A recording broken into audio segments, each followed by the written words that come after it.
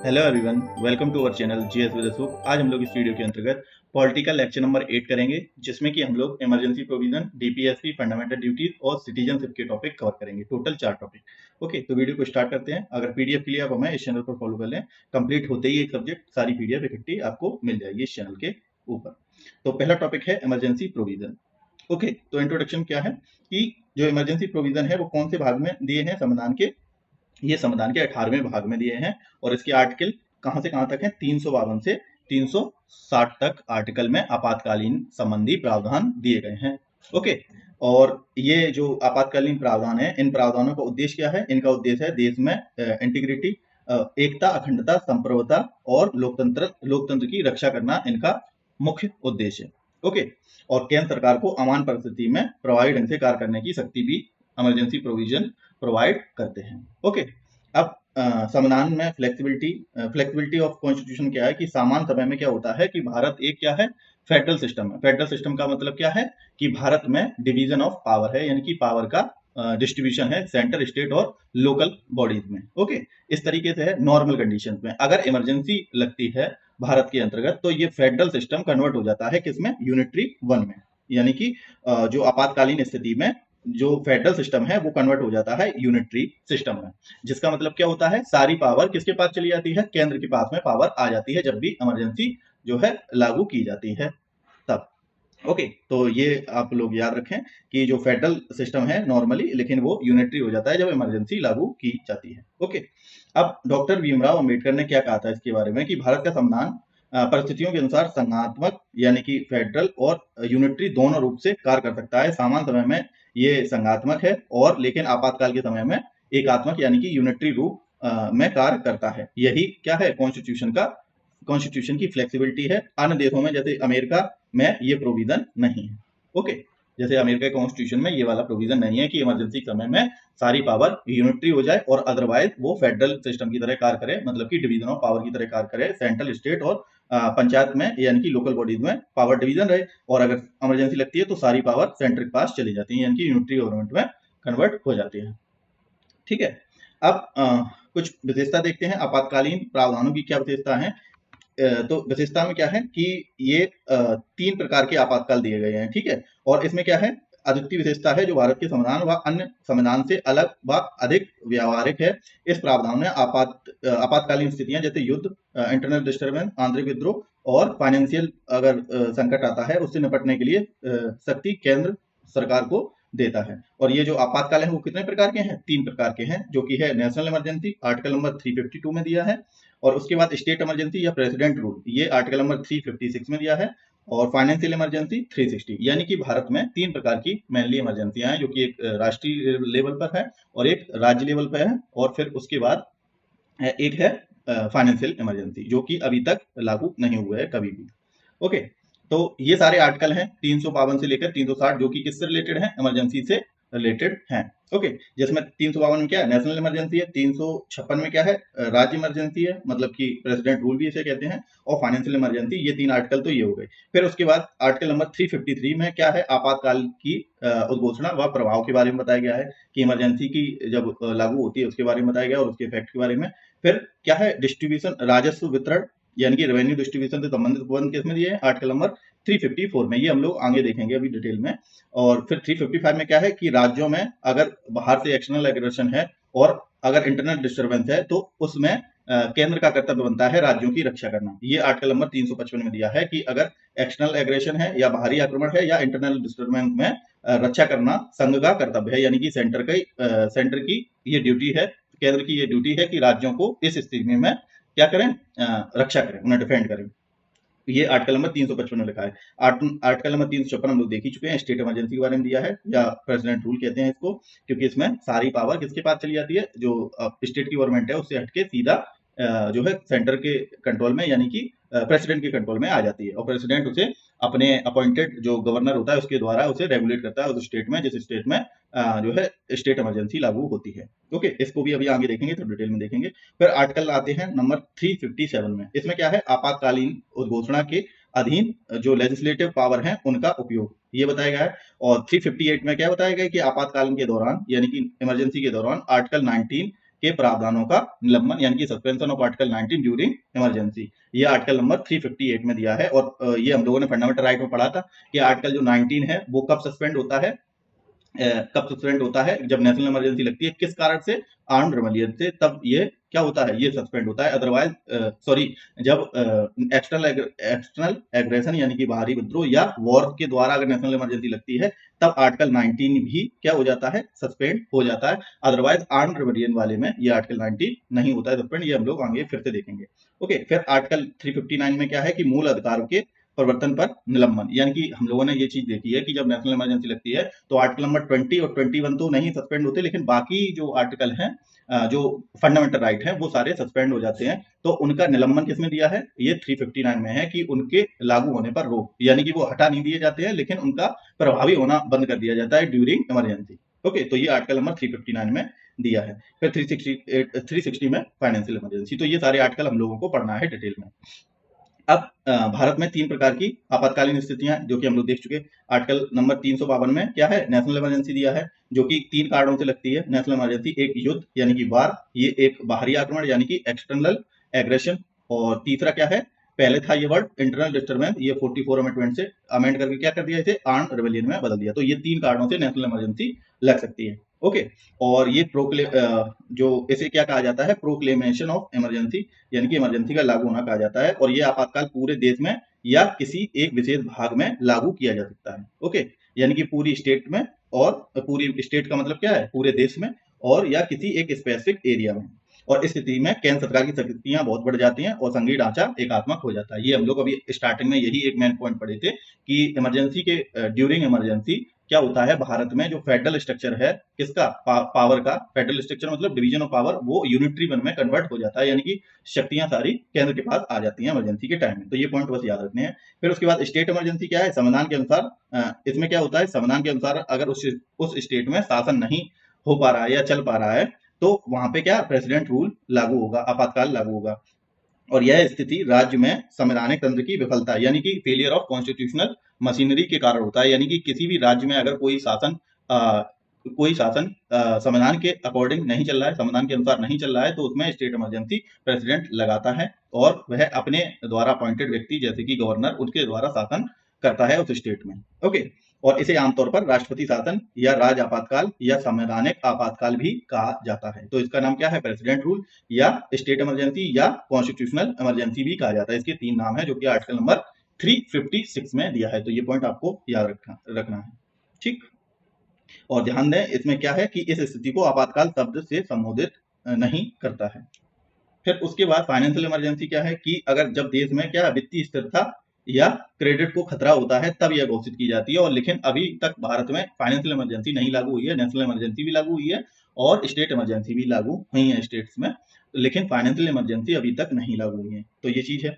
तो ये वित्तीय स्थिरता अगर होती है तो यह इमरजेंसी घोषित की जाएगी आर्टिकल नंबर 360 के तहत। और इसमें क्या है, केंद्र सरकार को राज्यों के वित्तीय मामलों में पूरी शक्ति मिल जाती है, यानी कि जो स्टेट की फाइनेंशियल जो पावर है वो सारी सेंटर के पास पहुंच जाती है। जैसे वेतन भत्ते कटौती सभी राज्यों के जो केंद्र के निर्देशों का पालन करना होता है, क्योंकि उन्हीं के पास सारी पावर हो जाती है। अब देखते हैं पहला जो है इमरजेंसी जिसे कहते हैं नेशनल इमरजेंसी, जो कि आर्टिकल नंबर 352 के तहत लगती है। तो सबसे पहले इसका ग्राउंड ऑफ डिक्लेरेशन क्या है, ये हम लोग देख चुके हैं। ये 3 कारणों से लगती है, एक वॉर हो गया, एक एक्सटर्नल एग्रेशन और एक आर्म्ड रिबेलियन, ठीक। आपातकालीन से पहले भी ये घोषित किया जाता था, लेकिन इसका खतरा इमिनेंट हो, आपातकाल पहले से भी घोषित किया जा सकता है, लेकिन यदि क्या हो, खतरा इमिनेंट हो यानी कि आसन हो तो। और मूल रूप से ये इंटरनल डिस्टर्बेंस शब्द था, ये हमने बताया ना कि आर्म्ड रिबेलियन तो अब है, यानी कि जो नेशनल इमरजेंसी है वो 3 कारणों से लगती है, हम लोगों को पता है, एक वॉर, एक एक्सटर्नल एग्रेशन और एक आर्म्ड रिबेलियन। तो पहले ये आर्म्ड रिबेलियन वर्ड नहीं था। कब नहीं था, 1978 से पहले ये वर्ड यूज नहीं किया जा सकता, ये वर्ड नहीं था 1978 से पहले। लेकिन उस जब 44वां संविधान संशोधन में इस वर्ड को क्या बदल दिया गया, जो इंटरनल डिस्टर्बेंस था, इससे पहले क्या था, 1978 से पहले था इंटरनल डिस्टर्बेंस, इंटरनल ये लिखा है, इंटरनल डिस्टर्बेंस था। लेकिन फिर क्या हुआ, 44वां संशोधन से इसको कन्वर्ट कर दिया किसमें, आर्म्ड रिबेलियन में इसको कन्वर्ट कर दिया, ठीक है। तो ये भी संशोधन भी याद रखना है कि 44वें संविधान संशोधन से जो तीसरा कारण है नेशनल इमरजेंसी का, उसको बदल दिया गया था किसमें, आर्म्ड रिबेलियन में, इंटरनल डिस्टर्बेंस से। ओके, यही चीज लिखी है। फिर उसके बाद ये 44 अमेंडमेंट के तहत महत्वपूर्ण बदलाव क्या क्या किए गए थे इमरजेंसी के प्रोक्लेमेशन में, यानी कि इमरजेंसी के लागू होने में क्या क्या जो है वो किए गए थे। पहला तो एक तो यही हो गया कि इंटरनल डिस्टर्बेंस जो वर्ड है उसको क्या कर दिया गया, आर्म्ड रिबेलियन में बदल दिया गया। फिर दूसरा, और इसमें क्या है, कैबिनेट की लिखित सिफारिश पर ही राष्ट्रीय इमरजेंसी घोषित होगी, यानी कि फिर इसमें क्या हुआ कि अगर इमरजेंसी घोषित करना है तो उसमें क्या है, कैबिनेट जो है, कैबिनेट की लिखित सिफारिश के बाद ही राष्ट्रपति द्वारा इस राष्ट्रीय आपातकाल को घोषित किया जा सकता है। और आपातकाल अब क्या है, जो है न्यायिक समीक्षा के अधीन आता है। ये भी पॉइंट इसके संशोधन के साथ ही किया गया। और पहले क्या है, संसद के द्वारा फिर इमरजेंसी की जो लागू होने का जो समय सीमा थी वो 1 महीने कर दी गई, और उससे पहले क्या थी, 2 महीने। यानी कि संसद लिखित एडवाइस कहाँ से मिलेगी, लिखित मिलेगी जो है कैबिनेट से और राष्ट्रपति को। और संसद से पारित होने की सीमा कितनी थी, 1 महीने, लेकिन पहले थी 2 महीने, अब इसके संविधान संशोधन से कितनी कर दी गई, 1 महीने। यानी कि 1 महीने में ये मंजूरी देना जरूरी है। और जब भी ये लागू होता है तो हर 6 महीने के लिए संसद की मंजूरी अनिवार्य है। यानी कि एक बार में इमरजेंसी जो है वो 6 महीने के लिए लग सकती है, ठीक है। और 6 महीने तक लग सकती है, और ये अनलिमिटेड समय तक लग सकती है, हर 6 महीने में, लेकिन संसद का अप्रूवल जरूरी है। यानी कि पार्लियामेंट की अप्रूवल के बाद ही हर 6 महीने के लिए इमरजेंसी लग सकती है। और इसमें जो ये जो पार्लियामेंट का अप्रूवल चाहिए उसमें मेजोरिटी कौन सी चाहिए, मतलब कि किससे ये चीज पास होगी, किस बिल से, मतलब किस मेजोरिटी से ये पास होगी, तो ये स्पेशल मेजोरिटी से पास होगी। यानी कि 2/3 लोग जो सहमत होंगे तभी ये पास होगी, ओके, दोनों सदनों से। और कुल सदस्यों के बहुमत का आवश्यक है, और कुल सदस्यों के बहुमत का 2/3 यानी कि स्पेशल मेजोरिटी, और उपस्थित और मतदान करने वालों का 2/3 बहुमत, वही चीज लिखी, ठीक है, प्रेजेंट एंड वोटिंग। ये है जब 1975 में क्या आपातकाल लगा था, नेशनल इमरजेंसी, तब प्रधानमंत्री कौन थी, इंदिरा गांधी। और ये थे कौन, राष्ट्रपति फरकुद्दीन अली अहमद, ओके। इनका कारण क्या था, इसमें क्या हुआ था कि राजनारायण केस जो इलाहाबाद हाईकोर्ट में 1971 के चुनाव में धांधली के आरोप से सही माना गया, और इंदिरा गांधी की लोकसभा की सदस्यता को अयोग्य ठहराया गया, ओके। तो ये तो इसका कारण है। और लेकिन ये जो है जो तिथि है कब से कब तक लगी थी, तो ये 26 जून 1975 से 21 मार्च 1977 तक लगी थी, ओके, इमरजेंसी। उसके बाद अब देखते हैं पार्लियामेंट्री अप्रूवल एंड ड्यूरेशन। जो हमने 44 अमेंडमेंट में देखा वो तो अमेंडमेंट में हुआ था, लेकिन एक्चुअल में पूरा है क्या, कैसे प्रोक्लेम होती है इमरजेंसी पार्लियामेंट्री में। तो सबसे पहले क्या है, राष्ट्रीय आपातकाल की घोषणा 1 महीने के भीतर दोनों सदनों से कौन सी स्पेशल मेजोरिटी द्वारा स्वीकृत करना होता है। और पहले ये अवधि 2 महीने थी, और 44वां संविधान संशोधन से 1 महीना कर दिया, ये हो गया। और एक बार की स्वीकृति के लिए 6 महीने तक प्रभावी रहती है, ये भी हम लोगों ने पढ़ा। और इसे हर 6 महीने में विशेष महोदय द्वारा, संसद द्वारा अनिश्चित काल तक बढ़ाया जाता है, ठीक है। तो नेशनल इमरजेंसी सबसे पहले तो क्या है, कैबिनेट जो है, कैबिनेट का लिखित अनुमोदन चाहिए अगर लगानी है कैबिनेट, और लगाएगा कौन, प्रेसिडेंट ही लगाएगा, ओके। और पार्लियामेंट से अप्रूवल भी चाहिए, पार्लियामेंट से जो अप्रूवल है वो कितना, 1 मंथ के अंदर होना चाहिए, और वो भी दोनों सदनों से पास होना चाहिए, लोकसभा राज्यसभा, और कितने, 2/3 की प्रेजेंट एंड वोटिंग यानी कि स्पेशल मेजोरिटी के बाद में। और ये एक बार में कितने बार लग सकती है, मतलब प्रेसिडेंट एक बार में कितने बार लगाएगा, जब ये पूरा प्रोसेस हो जाएगा तो 6 मंथ के लिए लगाएगा, और फिर अगेन पार्लियामेंट से अप्रूवल चाहिए, फिर 6 मंथ। तो 6 मंथ करके ये अनलिमिटेड समय तक लगाया जा सकता है, जब तक कि वो समस्या सॉल्व ना हो, ठीक है। तो ये नेशनल इमरजेंसी के की पॉइंट हैं। फिर उसके बाद अगर खत्म करना है इमरजेंसी को, आपातकाल की समाप्ति, तो उसके लिए क्या है, राष्ट्रपति किसी भी समय आपातकाल को रद्द कर सकता है, ठीक है। इसमें क्या, कोई भी पार्लियामेंट की मंजूरी नहीं चाहिए, लेकिन लागू करने में कैबिनेट का अप्रूवल लिखित में चाहिए, और पार्लियामेंट का अप्रूवल के लिए 2/3 की बहुमत से अप्रूवल भी चाहिए, हर 6 महीने के लिए, ठीक। 6 महीने लगेगी, फिर चाहिए, अगर 6 महीने आगे बढ़ाना है, एक्सटेंड करना है, तो फिर से लगेगा, ओके। लेकिन हटाने में केवल राष्ट्रपति स्वयं ही इसको हटा सकते हैं। और यदि लोकसभा एक प्रस्ताव पारित करती है कि जिसे आपातकाल जारी रहने को अस्वीकृत किया गया हो, तो राष्ट्रपति को आपातकाल वापस लेना अनिवार्य है, ओके। तो ये पॉइंट भी याद रखना है कि यदि अगर लोकसभा एक प्रस्ताव पारित करती है जिसमें आपातकाल जारी रहने का अस्वीकृत किया गया है, यानी कि अगर जो पार्लियामेंट द्वारा अप्रूवल नहीं मिला, तो क्या होगा, राष्ट्रपति को आपातकाल वापस लेना पड़ेगा, जैसे कि हमने अप्रूवल बताया था लागू होने के लिए। अगर वो नहीं होता है तो आपातकाल नहीं लगेगा, यानी कि राष्ट्रपति को आपातकाल वापस लेना होगा, ओके। फिर ये है कि 44वां संविधान संशोधन के अनुसार क्या है कि अगर लोकसभा के कुल सदस्यों का 1/10वां भाग लिखित रूप में स्पीकर को नोटिस देता है, या यदि सदन यानी कि अगर लोकसभा का कार्यकाल नहीं चल रहा है, उस समय सदन कार्यकाल नहीं चल रहा है सदन, तो राष्ट्रपति को देता है, और तो 14 दिन के भीतर लोकसभा की बैठक बुलाई जानी चाहिए ताकि उसमें आपातकाल को अस्वीकार करने का प्रस्ताव, विचार और मतदान हो सके। ओके, तो यही है अल्टीमेटली, अगर जो है जो डिसअप्रूवल चाहिए तो उसके लिए प्रोसेस है। फिर उसके बाद राष्ट्रीय आपातकाल में केंद्र राज्य संबंधों पर प्रभाव, यानी कि effect on centre state relation. तो इसमें क्या है, एग्जीक्यूटिव रिलेशन पर क्या इफेक्ट पड़ता है कि राज्य सरकार है केंद्र सरकार के सीधे नियंत्रण में आ जाती है। हमने बताया कि जो फेडरल सिस्टम है वो यूनिटी में कन्वर्ट हो जाता है, तो राज्य सरकारें हैं जो स्टेट गवर्नमेंट है वो सेंटर के अंडर आ जाएंगी। हालांकि राज्य सरकारों का निलंबन नहीं होता, यानी कि जो स्टेट गवर्नमेंट है वो निलंबन नहीं होती, लेकिन कार्य सारा सेंटर के अकॉर्डिंग ही करना होता है उनको, मतलब कि सेंटर के दिशा निर्देश देने के जो है अनुसार ही वो करना होता है, उसमें कोई भी हस्तक्षेप करना सक्षम नहीं होता। यानी कि जो डायरेक्शन या दिशा निर्देश जो देते हैं कौन, सेंटर, उसी के द्वारा ही राज्यों को काम करना होता है।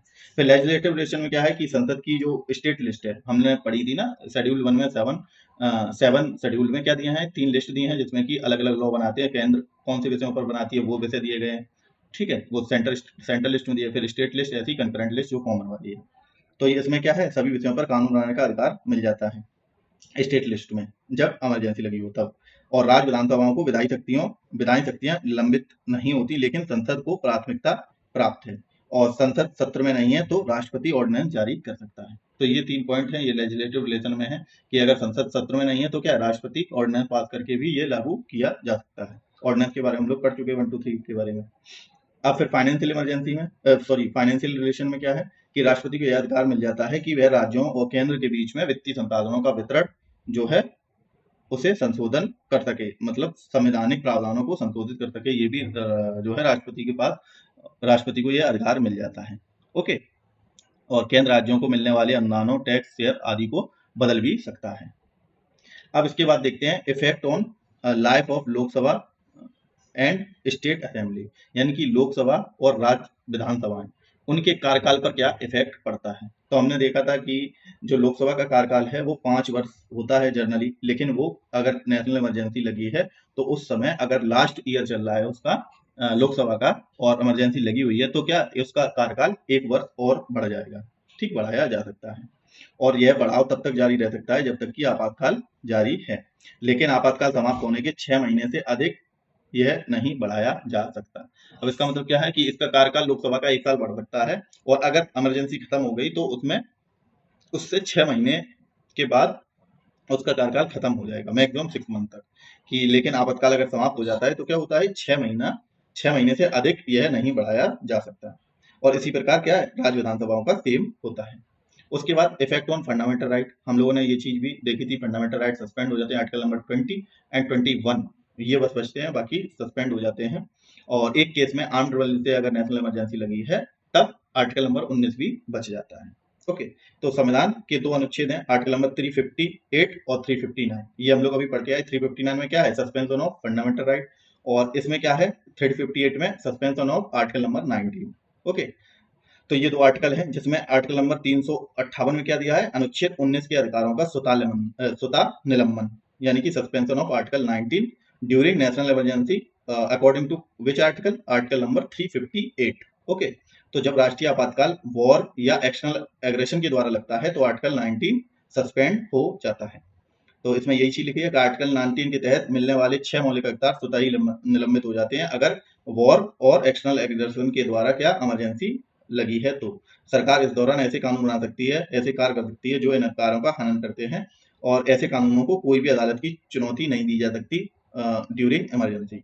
आपातकाल समाप्त होते ही ये अधिकार जो है स्वतः ही वापस मिल जाते हैं, यानी कि आर्टिकल 19 का सस्पेंशन होता है, यानी कि और भी जो फंडामेंटल राइट है उनका सस्पेंशन होता है, बस किसके लिए, इमरजेंसी के पर्पस के लिए। वो हटा नहीं दिए जाते हैं संविधान से, वो केवल सस्पेंड किए जाते हैं कुछ समय के लिए, जब तक कि इमरजेंसी लागू है।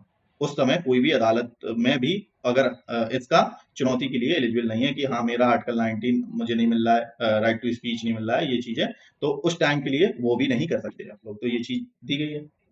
फिर 44 अमेंडमेंट में हुआ क्या कि अनुच्छेद 358 का उपयोग अब केवल युद्ध और बाहरी आक्रमणों के मामलों में ही किया जा सकता है, आर्म्ड रिबेलियन में इसका उपयोग नहीं किया जा सकता। यानी कि आर्टिकल 19 जो है वो केवल इन 2 केसेस में सस्पेंड किया जा सकता है, वरना आर्टिकल नंबर 19, 20 और 21 नेशनल इमरजेंसी के टाइम पे जो है क्या रहेंगे, हम लोगों के पास में रहेंगे अगर ये आर्म्ड रिबेलियन से लगा है। आर्म्ड रिबेलियन से लगा है तो आर्टिकल नंबर 90, 20 और 21, और अगर इन कारणों से लगा है युद्ध और बाहरी आक्रमण से, तो हमारे पास केवल आर्टिकल फंडामेंटल राइट रहेंगे आर्टिकल नंबर 20 और 21, बाकी सारे फंडामेंटल राइट सस्पेंड हो जाएंगे। तो इस केस में ये 3 रहेंगे, अदरवाइज ये। तो जो सारे सस्पेंशन है वो आर्टिकल नंबर 359 में लिखे हैं, और जो आर्टिकल नंबर 19 का सस्पेंशन है, क्योंकि इसमें 19 नहीं है ना, इसमें 19 नहीं है, तो ये 358 में लिखा है। बस ये चीज लिख लेना है, या मतलब याद रख लेना है। यही लिखा है कि आर्टिकल नंबर 359 में अन्य मौलिक अधिकारों के प्रवर्तन पर निलंबन है ड्यूरिंग इमरजेंसी। ठीक है, ये चीज, और ये कोई चीज लिखी है, सारा कुछ है। ओके, और फिर ये लिखा है कि अनुच्छेद 20 में 44वें संविधान संशोधन 1978 के अनुसार और क्या चीज है, अनुच्छेद जो 26 है कि दंड से सुरक्षा, एक आर्टिकल नंबर 20 जो हम लोगों ने कल ही पढ़ा है फंडामेंटल राइट का, उसमें क्या है, दंड से सुरक्षा। इसमें 3 चीजें, डबल जीओपार्डी, और ये देखा था नो पोस्ट फैक्टो लॉ। ठीक है, तो इसमें क्या है, और आर्टिकल नंबर 21, ये दोनों जो कि right to life and personal liberty, ये और आर्टिकल 20, इनको निलंबित नहीं किया जा सकता। ओके, तो यही चीज मैंने यहाँ पे लिखी है कि आर्टिकल 20 और 21 को निलंबित नहीं किया जा सकता, और इन दोनों अधिकारों को आपातकालीन स्थिति में चुनौती के लिए अदालतों में जाया जा सकता है। यानी कि अगर इमरजेंसी के समय अगर कोई इन आर्टिकल का आपका विरोध कर रहा है, जो आर्टिकल 20 और 21, तो ड्यूरिंग इमरजेंसी इनके लिए जा सकते हैं आप कोर्ट में, अदरवाइज नहीं जा सकते। और आर्टिकल अगर चाहे 14 हो, 15 हो, कोई भी हो, और फंडामेंटल राइट कोई भी अगर आपका हनन हो रहा है इमरजेंसी के टाइम में, तो आप अदालत नहीं जा सकते, केवल 20, 21, क्योंकि इनको सस्पेंड नहीं किया जा सकता। ओके, तो ये चीज आप लोग याद रखें। ओके, अब देखते हैं सेकंड, स्टेट इमरजेंसी।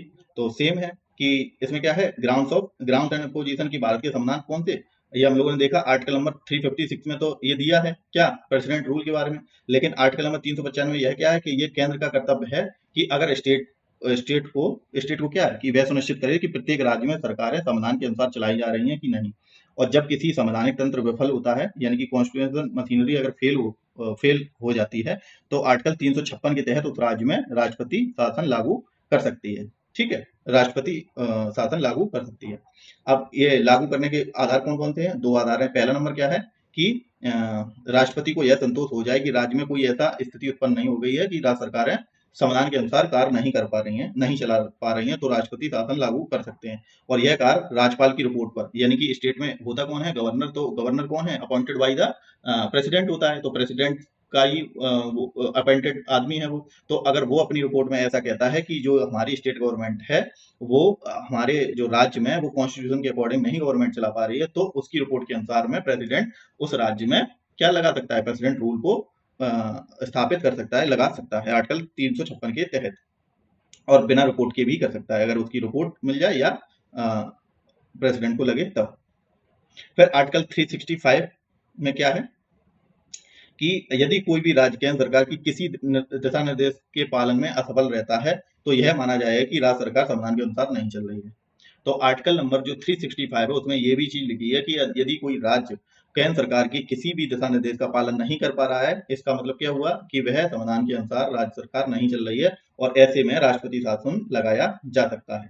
तो आर्टिकल नंबर 365 जरूर याद रखें, और याद रखने के लिए 356 जो है प्रेसिडेंट रूल है, इसके उल्टा अगर कर देंगे 365, तो इसमें क्या है, इसमें ये चीज बताएगी कि अगर केंद्र का कोई भी पालन नहीं कर रही स्टेट, तो उसमें राष्ट्रपति जो है वहां पे प्रेसिडेंट रूल लगाने के लिए लगा सकता है, मतलब कि उसमें ये चीज दी गई है।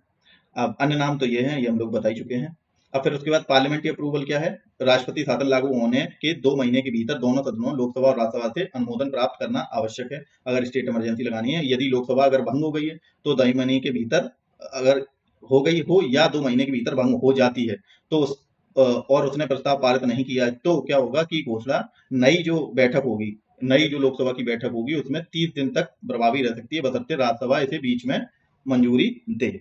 ओके, फिर इसकी अवधि भी क्या है, 6 मंथ तक लागू किया जा सकता है इमरजेंसी को, स्टेट इमरजेंसी को 6 मंथ तक एक बार में लागू किया जा सकता है, और 6 महीने हर 6 महीने में संसद की स्वीकृति चाहिए। लेकिन ये मैक्सिमम 3 साल तक जो है लगाया जा सकता है स्टेट इमरजेंसी को। तो नेशनल इमरजेंसी और स्टेट इमरजेंसी में अंतर कहाँ पे आया कि अप्रूवल तो वहां पे भी चाहिए, और 2 महीने का यहाँ पे टाइम चाहिए, वहां 1 महीना कर दिया गया है अप्रूवल का, पार्लियामेंट से अप्रूवल का। और ये नेशनल इमरजेंसी अनलिमिटेड समय के लिए 6-6 महीने करके लग सकती है, जब तक कि वहाँ की कंडीशन नहीं सही होती है। लेकिन स्टेट में मैक्सिमम 3 महीने तक, सॉरी 3 साल तक लग सकती है, 6-6 महीने करके जो है 3 साल तक। और अगर उसके बाद लगना है, अगर वो बाद में भी कंडीशन सही नहीं, तो उसके लिए अमेंडमेंट करना होगा। ओके। और इसमें क्या है, राष्ट्रीय शासन का अनुमोदन या विस्तार सिंपल मेजोरिटी से पारित किया जा सकता है, यानी संसद में उपस्थित मतदान करने वाले सदस्यों का बहुमत से ये पारित किया जा सकता है। वोटिंग इसमें स्पेशल मेजोरिटी थी, इसमें सिंपल मेजोरिटी है। अब 44वें संविधान संशोधन में क्या किया गया कि भारत पूरे पूरे भारत या संबंधित राज्य में राष्ट्रीय आपातकाल 352 लागू होना चाहिए। ये तो उसमें उसका ही दिया है, और निर्वाचन आयोग यह प्रमाणित करना होगा कि राज्य चुनाव कराना व्यवहारिक रूप से संभव नहीं है। अगर 1 साल से ऊपर, ये कंडीशन है, अगर 1 साल से ऊपर इमरजेंसी होती है तो। और जो ये राष्ट्रपति शासन, ये हटाएगा कौन? राष्ट्रपति हटाएगा, और इसमें क्या है, संसद की मंजूरी आवश्यक नहीं। अब आर्टिकल नंबर 356 में क्या है कि जब किसी राज्य में राष्ट्रपति शासन लागू किया जाता है तो राष्ट्रपति को असाधारण शक्तियों प्राप्त हैं। ये शक्तियां निम्नलिखित हैं। अब क्या क्या शक्तियां प्राप्त हैं राष्ट्रपति को? राज्य सरकार के कार्यों का नियंत्रण, और राज्य विधानमंडल की शक्तियां संसद को हस्तांतरित कर सकता है। आवश्यकता अनुसार अन्य कदम उठा सकता है, जैसे कि राष्ट्रपति किसी भी आवश्यक कदम को, एक सेकंड, हाँ, तो अब इसमें क्या है आगे, राष्ट्रपति किसी भी आवश्यक कदम उठा सकते हैं जिसमें राज्य के किसी भी निकाय या प्राधिकरण से संबंधित संवैधानिक प्रावधान को निलंबित करना भी शामिल हो सकता है। और प्रशासन में क्या परिवर्तन है? राज्य में राष्ट्रपति शासन लागू होते ही मुख्यमंत्री और मंत्रिपरिषद को बर्खास्त कर दिया जाएगा। राज्य प्रशासन राज्यपाल के माध्यम से चलता है, जो कि राष्ट्रपति की ओर से कार्य करता है। राज्यपाल इस कार्य को राज्य के कार्य में राज्य के मुख्य होते हैं। ओके। अब आर्टिकल नंबर 356 में जब लोकतंत्र ठहर जाता है तो संविधान बोलता है कि राष्ट्रपति को प्राप्त शक्तियां राज्य सरकार शक्तियों के अधीन कार्य कर सकता है। राज्य विधानसभाओं की शक्ति संसद को, ये सारी चीज इफेक्ट है किसका? राष्ट्रपति शासन के इफेक्ट है कि राज्य सरकार की शक्तियां अपने अधीन कर लेता है, राज्य विधानसभा की शक्तियां संसद को। ये रिपीट हो गया, ये पीछे हमने पढ़ लिया है, ये तीनों चीजें वो डबल वो हो गया है प्रिंट। अब देखते हैं प्रशासनिक व्यवस्था में क्या परिवर्तन है कि ये हमने देख लिया, मुख्यमंत्री बर्खास्त होते हैं। राज्यपाल राष्ट्रपति की ओर से राज्य प्रशासन में मुख्य सचिव और राष्ट्रपति द्वारा नियुक्त सलाहकारों की मदद से राज्य में शासन चलाता है, और राज्य विधानसभा को या तो निलंबित करता है या भंग कर देता है। राज्य कानून और बजट अब भारतीय संसद द्वारा पारित किया जाता है। तो मतलब जो राज्य का बजट है और जो भी राज्य के कानून है वो संसद द्वारा पारित किए जाएंगे जब स्टेट इमरजेंसी लगी हो किसी राज्य में। महत्वपूर्ण तथ्य क्या है? सबसे पहली बार राष्ट्रपति शासन कहाँ? पंजाब में लगा था 1951 में, और अब तक 100 से अधिक बार राष्ट्रपति शासन लगाया जा चुका है टोटल। और कई बार राजनीतिक स्वार्थ या व्यक्तिगत कारणों से भी लागू किया जा सकता है, जो गंभीर आलोचना का विषय रहा है। और आर्टिकल 356 को संविधान का सबसे विवादास्पद और आलोचनात्मक प्रधान प्रावधान माना गया है, क्योंकि कई बार इसे केंद्र सरकार द्वारा राज्यों की स्वायत्तता में हस्तक्षेप के लिए इस्तेमाल किया गया है। ओके, इस वजह से ये विवादास्पद रहा है। फिर उसके बाद अब देखते हैं फाइनेंशियल इमरजेंसी। अब ये आर्टिकल नंबर 360 में है और इसको भी राष्ट्रपति करेगा। इसमें क्या है, जब वही वित्तीय स्थिरता के रेट पर संकट उत्पन्न हो तब, और ये इसमें क्या है, ये भी जुडिशियल रिव्यू से परे नहीं है। ओके, तो ये पॉइंट याद रखना है कि ये जो जुडिशियल रिव्यू के परे नहीं है फाइनेंशियल इमरजेंसी, इसमें जुडिशियल रिव्यू हो सकता है। अब समय सीमा क्या है, वही इसमें भी दोनों सदनों से 2 माह के भीतर पार्लियामेंट्री अप्रूवल आवश्यक है, और 30 दिन तक प्रभावी रहती है, और लोकसभा के लिए गठन के बाद उसकी पहली बैठक से गिनी जाती है, और बशर्ते राज्य सभा ने पहले ही अनुमोदन कर दिया हो। ठीक है। और अनुमोदन मिलने के बाद संसद से यह अनिश्चित काल तक लागू रह सकता है। इसके लिए बार बार संसदीय अनुमोदन की भी आवश्यकता नहीं है। ओके, तो ये चीज इसमें डिफरेंट है कि इसमें बार बार पार्लियामेंट्री अप्रूवल नहीं चाहिए। और इसमें क्या है, सिंपल मेजोरिटी यहाँ पे भी है। नेशनल इमरजेंसी के अलावा हर प्रेसिडेंट रूल है, उसमें भी सिंपल मेजोरिटी से पास करना था अप्रूवल, जो पार्लियामेंट से मिलेगा 6 महीने के लिए, 3 साल तक मैक्सिमम। इसमें 6 महीने के लिए, लेकिन अनलिमिटेड समय के लिए, लेकिन इसमें पार्लियामेंट अप्रूवल एक बार चाहिए, वो भी सिंपल मेजोरिटी से चाहिए। और राष्ट्रपति इसको कभी भी रद्द कर सकता है, ये भी चीज है। और इसमें संसद की मंजूरी नहीं चाहिए, ये तो हमें तीनों में नहीं चाहिए, संसद की मंजूरी जो है नहीं चाहिए। और फिर कॉन्सिक्वेंसेस क्या है इसके, मतलब इसका इफेक्ट क्या है कि केंद्र सरकार राज्यों के वित्तीय मामलों में निर्देश जारी कर सकती है इस इमरजेंसी में, और सरकारी कर्मचारी के वेतन की कटौती की जा सकती है, और राज्यों की जो स्वायत्तता है उसको भी सीमित किया जा सकता है। ओके, और अब तक भारत में कभी भी यह लागू नहीं हुआ है। अब सेकंड टॉपिक देखते हैं, सिटीजनशिप यानी कि नागरिकता के बारे में। तो ये दो प्रकार के सबसे पहले तो देखते हैं भारत में जो नागरिक के टाइप हैं वो कितने हैं, दो प्रकार के। एक हैं सिटीजन यानी कि नागरिक हैं भारत के, और एक हैं विदेशी यानी कि जो अपने देश के नागरिक नहीं है, बाहर के लोग हैं। तो दो प्रकार के नागरिक का परिचय होता है, एक तो कंट्री के जो नागरिक हैं वो, और एक जो बाहरी हैं जिन्हें एलियंस भी कहा जाता है।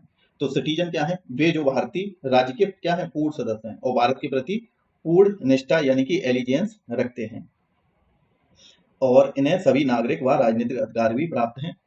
जो भारतीय नागरिक हैं उन्हें क्या क्या सारे अधिकार भी प्राप्त हैं, जैसे मतदान का अधिकार, सार्वजनिक पदों पर नियुक्ति, मौलिक अधिकारों की पूर्ण सुरक्षा। ओके, ये सारे किसको प्राप्त हैं, ये इंडियन जो हैं, जो सिटीजन हैं, इंडियन सिटीजन उनको। अब जो बाहर के हैं जिन्हें एलियंस भी कहा जाता है, जो दूसरे देशों के नागरिक हैं ना कि भारत के हैं, इनको क्या है, इन्हें सभी नागरिक व राजनीतिक अधिकार प्राप्त नहीं है, क्योंकि ये हम लोगों के राज्य के नागरिक नहीं है, हम लोगों के देश के नागरिक नहीं है। और इसमें भी दो प्रकार के विदेशी नागरिक होते हैं, एक होते हैं फ्रेंडली एलियंस, एक होते हैं इनेमी एलियंस, यानी कि एक शत्रु विदेशी है, एक मैत्रीपूर्ण विदेशी है। उन देशों के नागरिक जो भारत के साथ सौहार्दपूर्ण संबंध है, जैसे कि बहुत सारे कंट्री हैं जिसके रिलेशन हम लोगों की कंट्री के साथ बहुत अच्छे हैं, और एक ऐसे राज्य हैं जिनके रिलेशन हम लोगों के साथ में अच्छे नहीं है, जस्ट लाइक पाकिस्तान।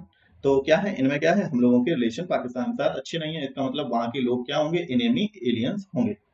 तो उन देशों के नागरिक जो भारत के साथ युद्ध की स्थिति में हों, और शत्रु विदेशी को आर्टिकल नंबर 22 के तहत अंतर्गत गिरफ्तारी व हिरासत सुरक्षा में लिया जा सकता है। हम लोगों ने देखा था, डिटेंशन देखा था, आर्टिकल नंबर 22 फंडामेंटल राइट का, उसमें क्या था, एक तो था पिन्यूटिव डिटेंशन, एक था प्रिवेंटिव डिटेंशन। तो प्रिवेंटिव डिटेंशन में क्या था, अगर इस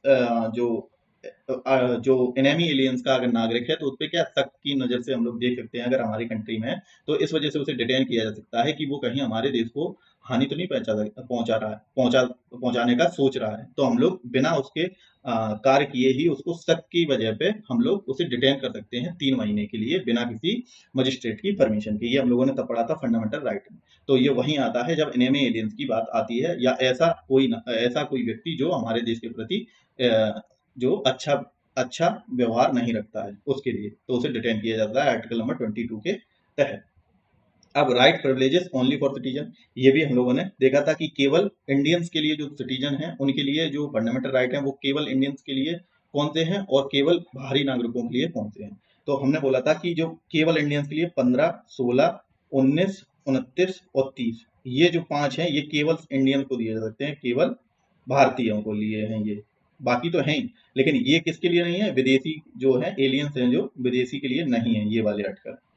ओके, और बाकी सारे विदेशी के लिए भी हैं।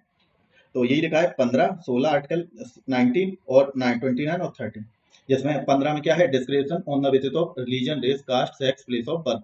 फिर उसके बाद 16 क्या है, opportunity of public employment, equal opportunity of public employment. इसमें भी विदेशियों को ये भी नहीं मिला है, ये भी नहीं मिला है।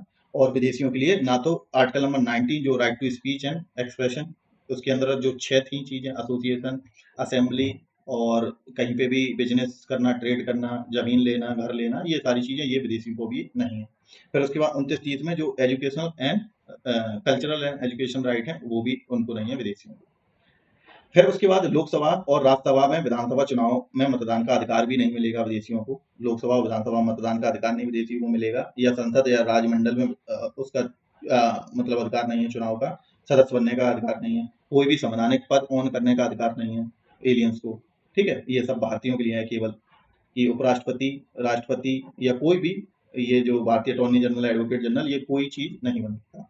और भारत का जो जन्म है, भारत में जन्मे जो नागरिक हैं और जो नेचुरलाइजेशन के थ्रू नागरिक बने हैं, यानी कि अभी हम लोग जो एक्वायर जो सिटीजनशिप की जाती है वो 5 कारणों से होती है, 5 तरीकों से होती है, वो हम लोग पढ़ेंगे, जिसमें कि क्या है, एक नेचुरल तौर से जब नागरिक बनता है कोई, तो दोनों प्रकार के नागरिक भारत के राष्ट्रपति बनने के लिए जो है पात्र होते हैं। तो ये पॉइंट बहुत इंपॉर्टेंट है कि जो भारत में ऑरिजिन है, मतलब कि जो भारत में जन्मा है वो तो है ही, या जो नेचुरल तरीके से नागरिक बन गया है, रहते हुए बन गया है, कितने साल तक वो हम लोग आगे देखेंगे, वो नागरिक बन गया है तो वो राष्ट्रपति बनने के लिए पात्र होगा। लेकिन अमेरिका में केवल जो वहाँ का ऑरिजिन है, ऑरिजिन वाला व्यक्ति है, मतलब जो वहीं पे जन्मा है अमेरिका में, वही वहाँ का राष्ट्रपति बनने का अधिकारी है, यानी कि अधिकार रखता है, नेचुरलाइजेशन वाला नहीं रखता है। तो ये थोड़ा सा डिफरेंस है। अब जो पार्ट 2 में सिटीजनशिप के बारे में दिया है ये हम लोग जानते हैं, और आर्टिकल नंबर 5 to 11। पार्ट 2 में सिटीजनशिप है, पार्ट 3 में क्या है, पार्ट 3 में हमारे फंडामेंटल राइट है, पार्ट 4 में हमारे directive principle of state policy है, पार्ट 4 का ए में है फंडामेंटल ड्यूटी। ओके, तो ये सारे आज हम लोग इतने पार्ट तो पढ़ेंगे। पार्ट 1 छूटा है अभी, उसके बाद पार्ट 2 हम लोग आज कर रहे हैं। ठीक है, पार्ट 2 कर रहे हैं, ये पार्ट 3 कल कर लिया था, आज पार्ट 4 और 4A भी करेंगे। तो पार्ट 2 में सिटीजन दिया है जो कि आर्टिकल नंबर 5 से 11 तक है, और यह भाग केवल यह निर्धारित करता है कि 1950 में संविधान लागू होने के समय कौन कौन भारत में नागरिक थे, और इसमें यह नहीं बताया गया है कि बाद में नागरिकता कैसे प्राप्त या समाप्त होगी। इसके लिए संविधान में क्या है, संसद को अधिकार दिया गया है कि वह कानून बनाकर नागरिकता संबंधी प्रावधान तय कर सके। ओके, तो जो सिटीजनशिप है पार्ट नंबर 2, उसमें केवल ये बताया गया कि जो 1950 में संविधान लागू होने के समय कौन कौन भारत के नागरिक थे। इसमें ये नहीं बताया गया कि जो आगे चल के कैसे नागरिक बनेगा कैसे नहीं बनेगा, तो उसके लिए क्या है, अधिनियम संसद बना सकती है, कि संसद एक कानून बना सकती है जो कि नागरिकता संबंधी जिसमें प्रावधान दिए जाएंगे, जैसे कि नागरिकता अधिनियम 1955 ये आया था। इसका उद्देश्य क्या था, ये संसद द्वारा पारित किया गया नागरिकता के लिए। तो ये अब कितने बार ये आ चुके हैं। तो यह अधिनियम भारत में संविधान लागू होने के बाद नागरिकता की प्राप्ति व समाप्ति से संबंधित है। और इसमें कितने आ सकते हैं, कितने मतलब ये संशोधन हो सकते हैं, हो चुके हैं, सॉरी, हो सकते नहीं है, हो चुके हैं। तो सबसे पहले 1955 में आया, फिर इसमें संशोधन हुआ 1986 में, फिर 1992 में, 2003, 2005, 2015। ओके, तो इतने ये अमेंडमेंट हो चुके हैं जो सिटीजनशिप अमेंडमेंट एक्ट है, यानी कि सिटीजन एक्ट है जो 1955। ओके, अब देखते हैं आर्टिकल पूरे 5 to 11 इसमें क्या क्या दिया है। अब आर्टिकल 5 में क्या है कि भारत में डोमिसाइल रखने वाले लोग, यानी कि जो इसके बाद भारत का डोमिसाइल है, जो व्यक्ति भारत में अधिवास हो या निम्न में से कोई एक शर्त पूरी करता हो, वह भारतीय नागरिक माना जाएगा। अब इसमें क्या है कि वह भारत में जन्मा हो, यानी कि जो उसका जन्म है वो भारत की भूमि पर हो, या उसके माता पिता में से कोई भी एक भारत में जन्मा हो। एक कंडीशन नीचे से, या तो वो खुद व्यक्ति जन्मा हो या उनके माता पिता में से कोई एक, या वह संविधान लागू होने से पहले, मतलब कि जब संविधान लागू हुआ है हम लोगों का 1950 से पहले 5 वर्ष तक भारत में निवास करता रहा हो। वो भी 5 वर्ष तक जब मतलब कि हम लोगों का देश आजाद होने से पहले की बात है, मतलब कि ब्रिटिश इंडिया में वह 5 साल तक निवास करता रहा हो भारत की टेरिटरी में, तो भी वह भारत नागरिक माना जाएगा।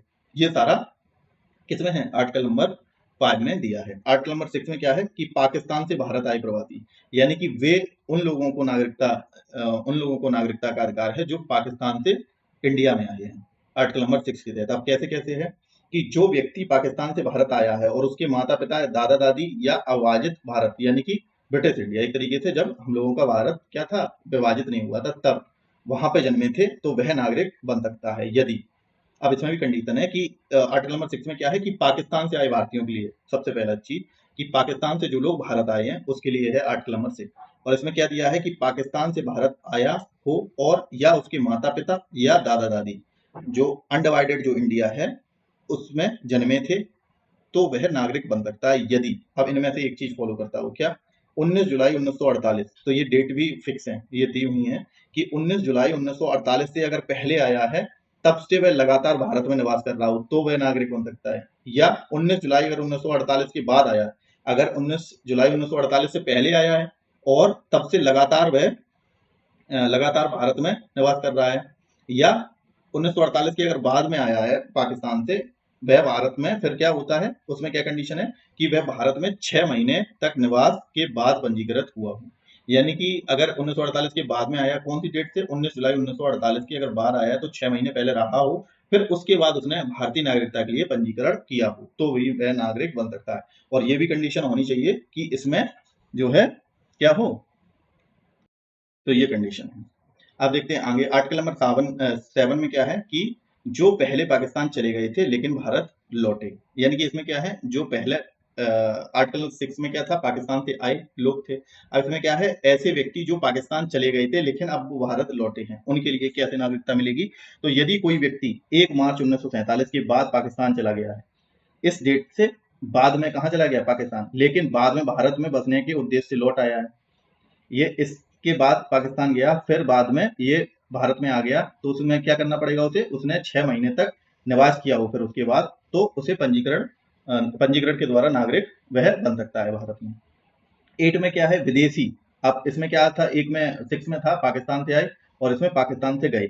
7 में पाकिस्तान से गए नागरिक के लिए नागरिकता, पाकिस्तान से आए नागरिक के लिए नागरिकता। अब 8 में क्या है, अब विदेश से आए नागरिक उनके लिए, विदेशी में रहने वाले भारतीयों के भारतीय मूल के व्यक्तियों के लिए ये।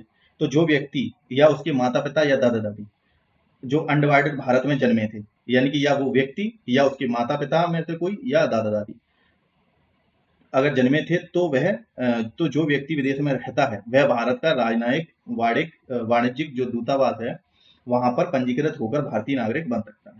तो आर्टिकल नंबर 8 में यही चीज लिखा है कि ऐसा व्यक्ति जो कि भारत में जन्मा हो या उसके माता पिता जन्मे हो या उसके दादा दादी अविभाजित जो अनडिवाइडेड इंडिया था उसमें जन्मे हो, और अगर वह व्यक्ति भारत का नागरिक बन सकता है अगर वह क्या करे, वह भारत के जो राजनयिक व वाणिज्यिक दूतावास जो होता है, एम्बेसी जो होती है, उसमें अगर पंजीकृत करके वह भारत का नागरिक बन सकता है। लेकिन उसके पास ये चीज कंडीशन होनी चाहिए कि या तो उसके माता पिता में से या दादा दादी में से कोई भी अनडिवाइडेड इंडिया में जरूर जन्मा हो।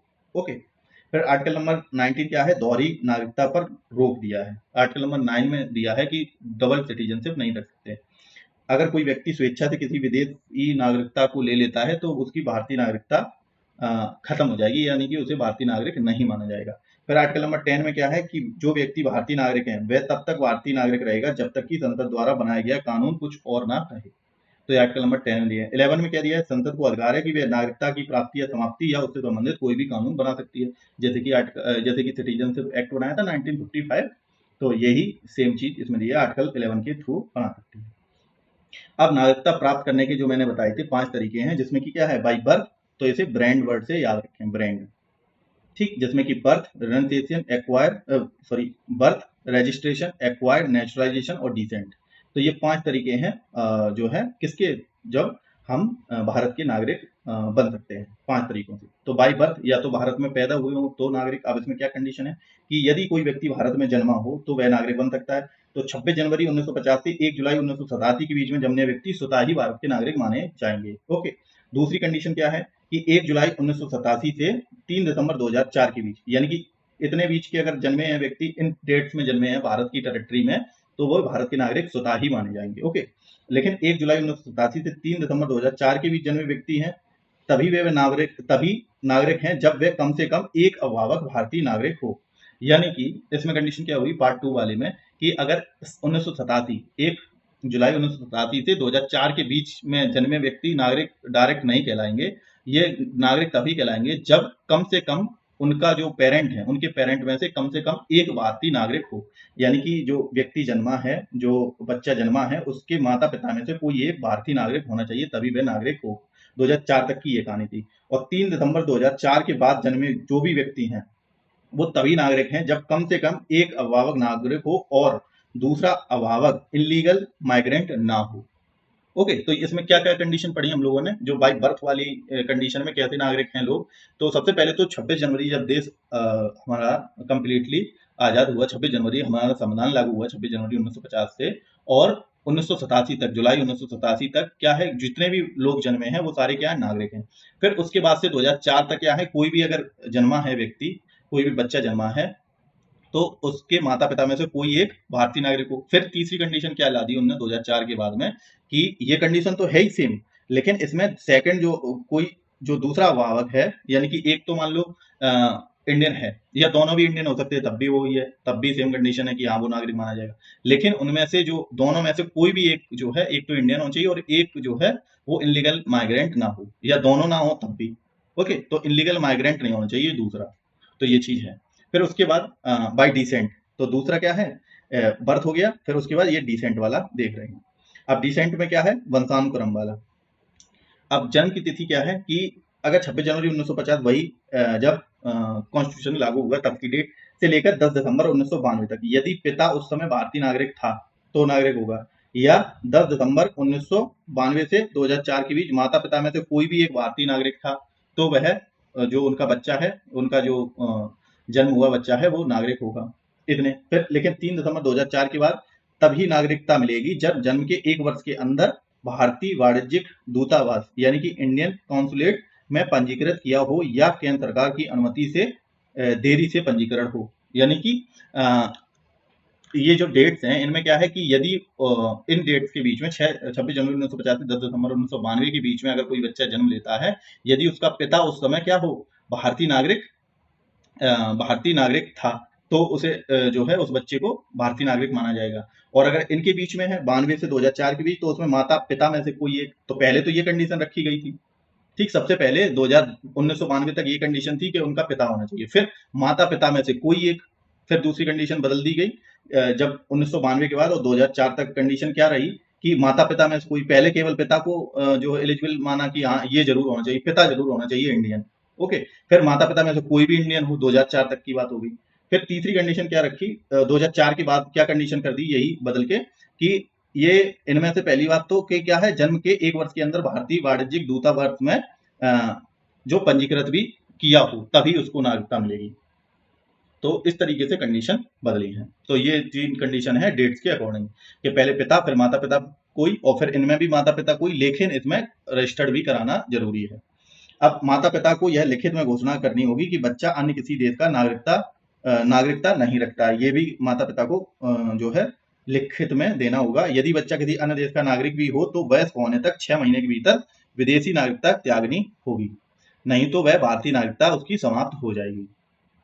तो ये चीज, ये कंडीशन नोट में ये जरूर देख लें कि अगर कोई बच्चा अगर भारतीय नागरिक नहीं है, बाहर की नागरिकता है, कहीं और जन्म हुआ है, तो उसे ये त्यागनी होगी 6 महीने के भीतर, अदरवाइज इंडियन की सिटीजनशिप उसकी खारिज कर दी जाएगी। ये 2004 के बाद के रूल हैं। फिर उसके बाद बाई रजिस्ट्रेशन, रजिस्ट्रेशन क्या है कि भारत सरकार निम्नलिखित अवैध प्रवासी ना होने वाले व्यक्तियों को नागरिकता दे सकती है। फिर रजिस्ट्रेशन के रूप में, मतलब रजिस्ट्रेशन करके कैसे आप लोग जो है नागरिकता ले सकते हैं, इसमें ये बताया कि कोई भी व्यक्ति रजिस्ट्रेशन के थ्रू, आप सबसे पहले जन्म से देख लिया कि जन्म से कैसे होते हैं, फिर उसके बाद डिसेंट यानी कि अपने जो है पूर्वजों के आधार पर या अपने माता पिता दादा दादी के आधार पर कैसे मिल सकती है आपको। फिर उसके बाद आप देख रहे हैं कि बाई रजिस्ट्रेशन कैसे मिलेगी। तो भारत में 7 वर्ष निवास करने वाला व्यक्ति भारत का मूल व्यक्ति होता है, और विदेशों में रहने वाला व्यक्ति भारत का मूल व्यक्ति नहीं है। पात्रता की ये शर्तें हैं, और किसी भी भारतीय नागरिक से विवाह करने वाले व्यक्ति जो 7 वर्ष तक भारत में रह रहा हो वह भी, और भारतीय नागरिकों के नाबालिग जो बच्चे हैं वे, जिसके माता पिता पंजीकृत नागरिक हों और वह व्यक्ति भी पूर्ण आयु का हो, जिसने या जिसके माता पिता ने स्वतंत्र भारत की नागरिकता धारण की हो और 12 महीने भारत में रह रहा हो, या जो overseas citizen of India card holder हो और 5 वर्ष से पंजीकृत हो तथा पिछले 12 महीनों से भारत में रह रहा हो। तो ये सारी कंडीशनें जिसके पास में है, जो भी कंडीशनें हैं, इन सारी कंडीशनों में भारत की सिटीजनशिप मिल सकती है रजिस्ट्रेशन करके, ओके। तो ये सारी कंडीशन है कि इनमें से कोई भी पात्रता फॉलो करना चाहिए एक, ओके, कि किसी भी भारतीय नागरिक का अगर विवाह किया है और वो 7 वर्ष तक भारत में रह रहा है तो वो भी रजिस्ट्रेशन के लिए अप्लाई कर सकता है। फिर भारतीय नागरिकों के नाबालिग जो बच्चे हैं, जो मतलब कि जिनके माता पिता भारतीय हैं और उनके जो बच्चे हैं वो भी अगर बाहर रह रहे हैं, तो वो भी किसके लिए रजिस्ट्रेशन के द्वारा भारतीय नागरिक के लिए अप्लाई कर सकते हैं। तो ये सारी एलिजिबिलिटी दे हैं, इनमें से कोई भी अगर हो तो आप रजिस्ट्रेशन कर सकते हैं और नागरिकता ले सकते हैं भारत की। फिर उसके बाद बाई नेशनलाइजेशन, यानी कि ऑटोमेटिक रूप से सेंट्रल गवर्नमेंट निम्नलिखित शर्तें पूरी करने वालों के लिए व्यक्ति को प्राप्तिकरण यानी कि नेचुरल रूप से प्रमाण पत्र देकर भारतीय नागरिक बना सकती है। अब इनमें से कोई सी कंडीशन कि वह ऐसे देश का नागरिक हो ना ऐसी देश का नागरिक ना हो जो भारतीय नागरिकों को प्राप्तिकरण द्वारा नागरिकता नहीं देता है। यदि वह किसी देश का नागरिक है तो वह भारत की नागरिकता मिलने पर उस देश में नागरिकता त्यागने का वचन देता है, तो उसको भी क्या दे सकता है, नेचुरल रूप से सिटीजनशिप मिल सकती है इंडियन की। या उस जो व्यक्ति है उसने आवेदन से ठीक पिछले 12 महीने तक भारत में निवास किया हो या भारत सरकार में सेवा कर रहा हो। चौथी है क्या, पिछले 14 वर्ष में से कम 11 वर्ष तक भारतीय निवास किया हो और भारत सरकार की सेवा कर रहा हो। पांचवा क्या है, उसका अच्छा चरित्र हो, उसके द्वारा उससे संविधान की 8वीं सूची में उल्लिखित किसी भाषा का पर्याप्त ज्ञान हो, या वह भारतीय नागरिक प्राप्त करने के बाद भारत में निवास करने का इरादा रखता हो। ये सारी चीजें अगर हैं तो आप नागरिक बन सकते हैं बाई नेचुरलाइजेशन, ओके। तो ये चीजें हैं, और प्रत्येक स्वाभाविक नागरिक को भारतीय संविधान के प्रति निष्ठा की शपथ भी लेनी होती है। अब by incorporation of territory, acquired बताता ना, brand registration, by birth, by registration, by descent हो गया। अब ए मतलब एक्वायर्ड, कोई भी एक्वायर्ड टेरिटरी अगर भारत ने की है तो उनके नागरिक क्या होंगे, भारत के सिटीजन होंगे। जब कोई नया क्षेत्र जोड़ा जाता है, जैसे कि हम लोगों ने गोवा को आजाद किया था, ठीक है, पुर्तगालियों से, तब पौंडचेरी को अपना पार्ट बनाया था इंडिया का, सिक्किम को बनाया था, तो वहां के लोग भारतीय नागरिक बन जाते हैं एक्वायर्ड करने पर। फिर क्या है, और फिर नेशनलाइजेशन हो गया, रजिस्ट्रेशन हो गया, बर्थ हो गया, एक्वायर्ड हो गया, डिसेंट हो गया, और नेशनलाइजेशन भी हो गया। अब ये क्या है, एक आसाम अकॉर्ड है। उसके अंतर्गत क्या था कि जो नागरिकता संशोधन अधिनियम था 1986 का, उसमें क्या है 95 के तहत यह व्यवस्था की गई थी कि जो विदेशी नागरिक 1 जनवरी 1966 से पहले असम में प्रवेश कर गए थे, वे सारे नागरिक माने जाएंगे असम में। ओके, असम अकॉर्ड ये हुआ था, उसके थ्रू है कि जो लोग 1 जनवरी 1966 से 25 मार्च 1971 के बीच आए हैं, उन्हें 10 साल तक निर्वाचक नियमावली में नहीं रखा जाएगा, फिर वे नागरिकता प्राप्त कर लेंगे। ये कंडीशन है। तीसरा है 1971 के बाद वालों के लिए, तो 66 से 69 ये तीनों कंडीशन दी हैं, उन्हें नागरिकता नहीं दी जाएगी। यानी कि असम में जो व्यक्ति आया है 25 मार्च 1971 के बाद असम अकॉर्ड के अकॉर्डिंग, तो उसको नागरिकता नहीं दी जाएगी। ये देख लिया इनकॉर्पोरेशन ऑफ टेरिटरी। अब उसके बाद भारतीय नागरिकता के समाप्ति करने के तरीके, अब यही है रिनंसिएशन। इसका मतलब त्याग कर देना, कि अपनी स्वेच्छा से अगर भारतीय नागरिकता कोई त्याग कर देता है तो उसे भारतीय नागरिक नहीं माना जाएगा। लेकिन जब ऐसा बच्चा 18 वर्ष का हो तो उसे पुनः नागरिकता प्राप्त कर सकता है। यानी कि यदि वह व्यक्ति जो नाबालिग बच्चों का माता पिता है, तो वह स्वतः ही भारतीय नागरिकता को खो देता है, और वह 18 वर्ष का जब हो जाएगा तो वह पुनः नागरिकता प्राप्त कर सकता है। यानी कि क्या हुआ कि अगर कोई व्यक्ति अपनी नागरिकता को त्याग देता है और उसके बच्चे अगर चाहें तो 18 साल के हो जाएं, उसके बाद भारत में पुनः नागरिकता प्राप्त कर सकते हैं बाई रजिस्ट्रेशन, ओके, या by descent, sorry by registration नहीं, बाई डिसेंट प्राप्त कर सकते हैं, क्योंकि वंश के आधार पर, क्योंकि उनके माता पिता भारत से थे, इस वजह से। तो रिनंसिएशन का ये है ना कि त्याग देगा तो वो भारतीय नागरिक नहीं रहेगा। फिर टर्मिनेशन, की यदि कोई नागरिक जानबूझकर स्वेच्छा से या किसी देश की अन्य नागरिकता ग्रहण कर लेता है तो उसकी नागरिकता भारत के द्वारा समाप्त कर दी जाएगी। और इसमें क्या है, यह प्रावधान उस स्थिति में लागू नहीं होता जब भारत युद्ध की स्थिति में हो, तब ये प्रावधान टर्मिनेशन वाला लागू नहीं होता है।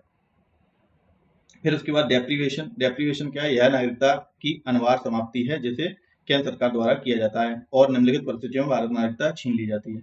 अब डेप्रीवेशन या नागरिकता निष्कासन क्या होता है कि इसमें क्या है कि अगर कोई व्यक्ति कोई नागरिकता धोखाधड़ी या झूठी जानकारी से देकर नागरिकता प्राप्त की हो, भारतीय संविधान के प्रति असहयोग या निष्ठा का उल्लंघन कर रहा हो कोई व्यक्ति, युद्ध के समय शत्रु के साथ उसके संबंध हो, तो हटा दिया जाएगा, उसे भारत की नागरिकता ले ली जाएगी।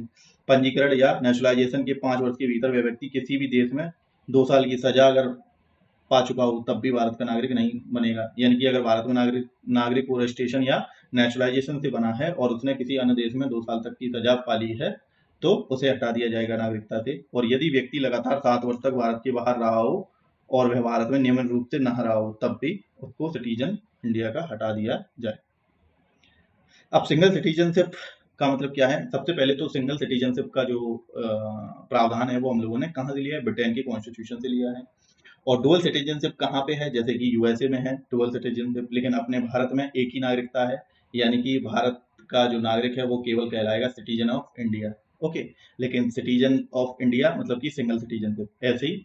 लेकिन यूएसए में क्या है, इसमें डबल सिटीजनशिप होती है, एक उनके प्रोविंस की होती है और एक पूरे यूएसए की सिटीजन होती है।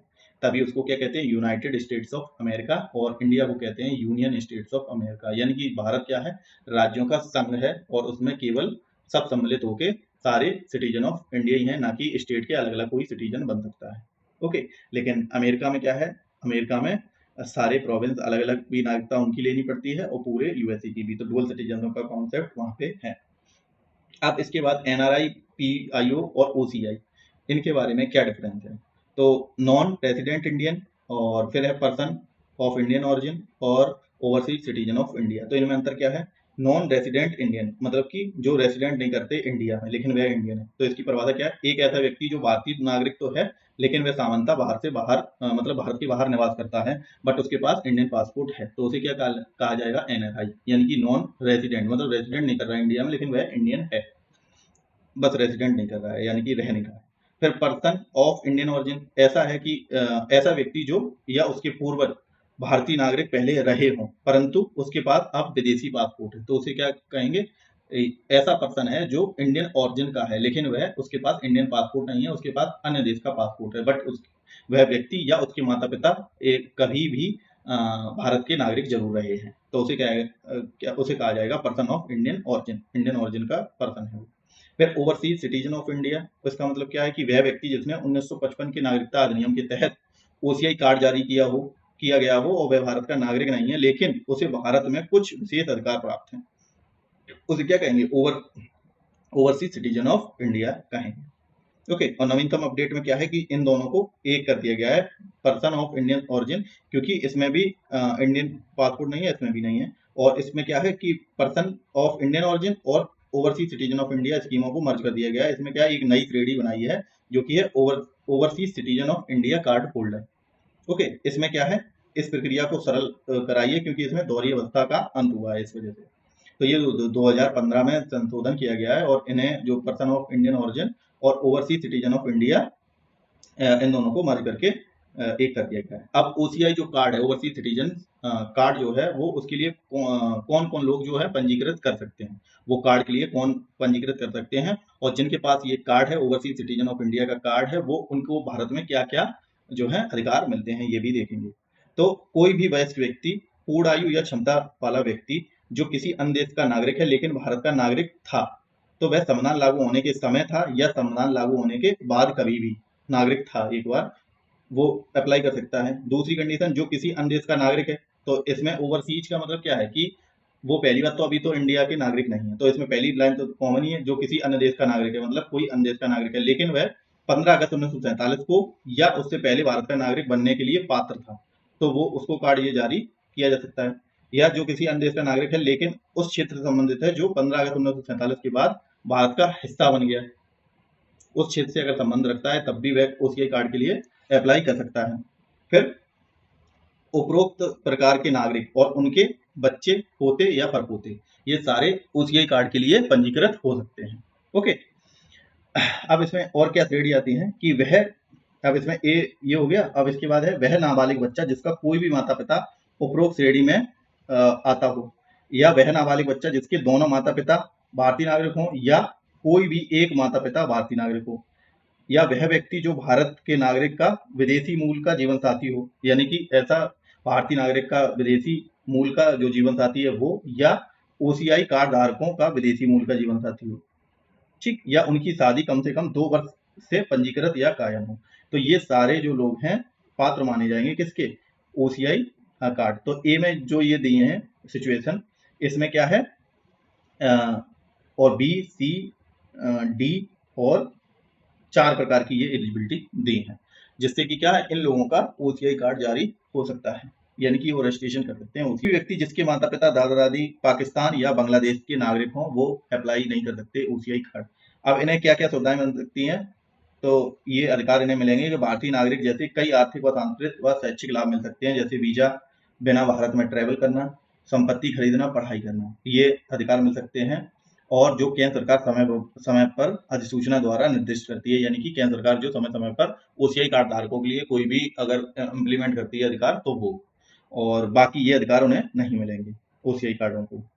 ये हम लोग देख लेना, आप लोग ये वही देख चुके हैं कि ना वोटिंग, ना राष्ट्रपति बनने के योग्य, कोई भी जो है पद नहीं ले सकता वह, ना वोटिंग कर सकता है, लोकसभा राज्यसभा का सदस्य नहीं बन सकता है, ये सारी चीजें हैं। तो स्टार्ट करते हैं डीपीएसपी, जो कि हम लोगों का ये तीसरा टॉपिक है आज का।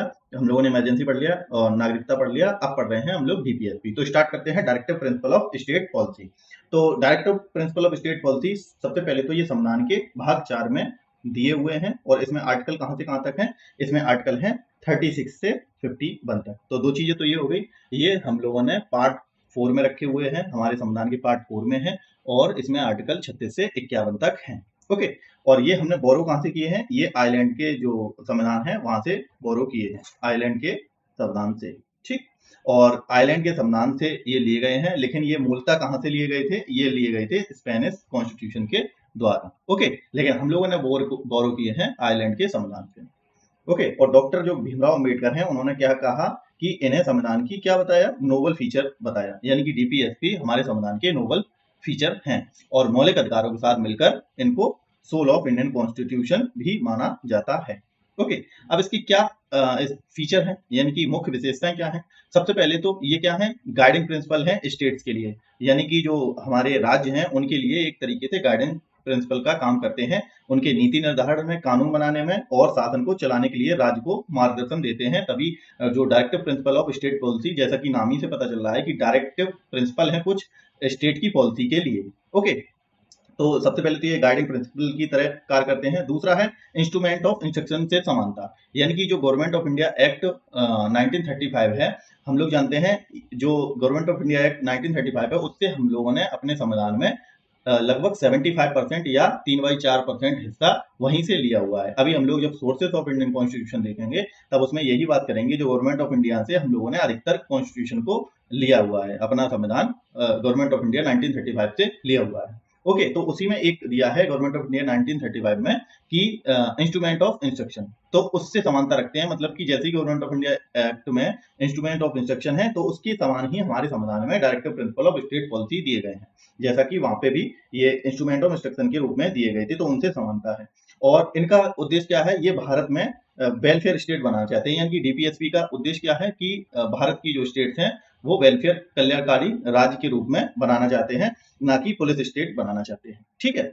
और जो डीपीएसपी होते हैं वो क्या है, नॉन जस्टिसेबल है, यानी कि इनको कोर्ट में अगर ये आपको आपके राज्य नहीं प्रोवाइड करा रहे, इनमें जो भी दिए हैं फीचर्स, तो उनके लिए आप लोग कोर्ट में अपील नहीं कर सकते, क्योंकि ये नॉन जस्टिसेबल है, नॉन इन्फोर्सेबल है।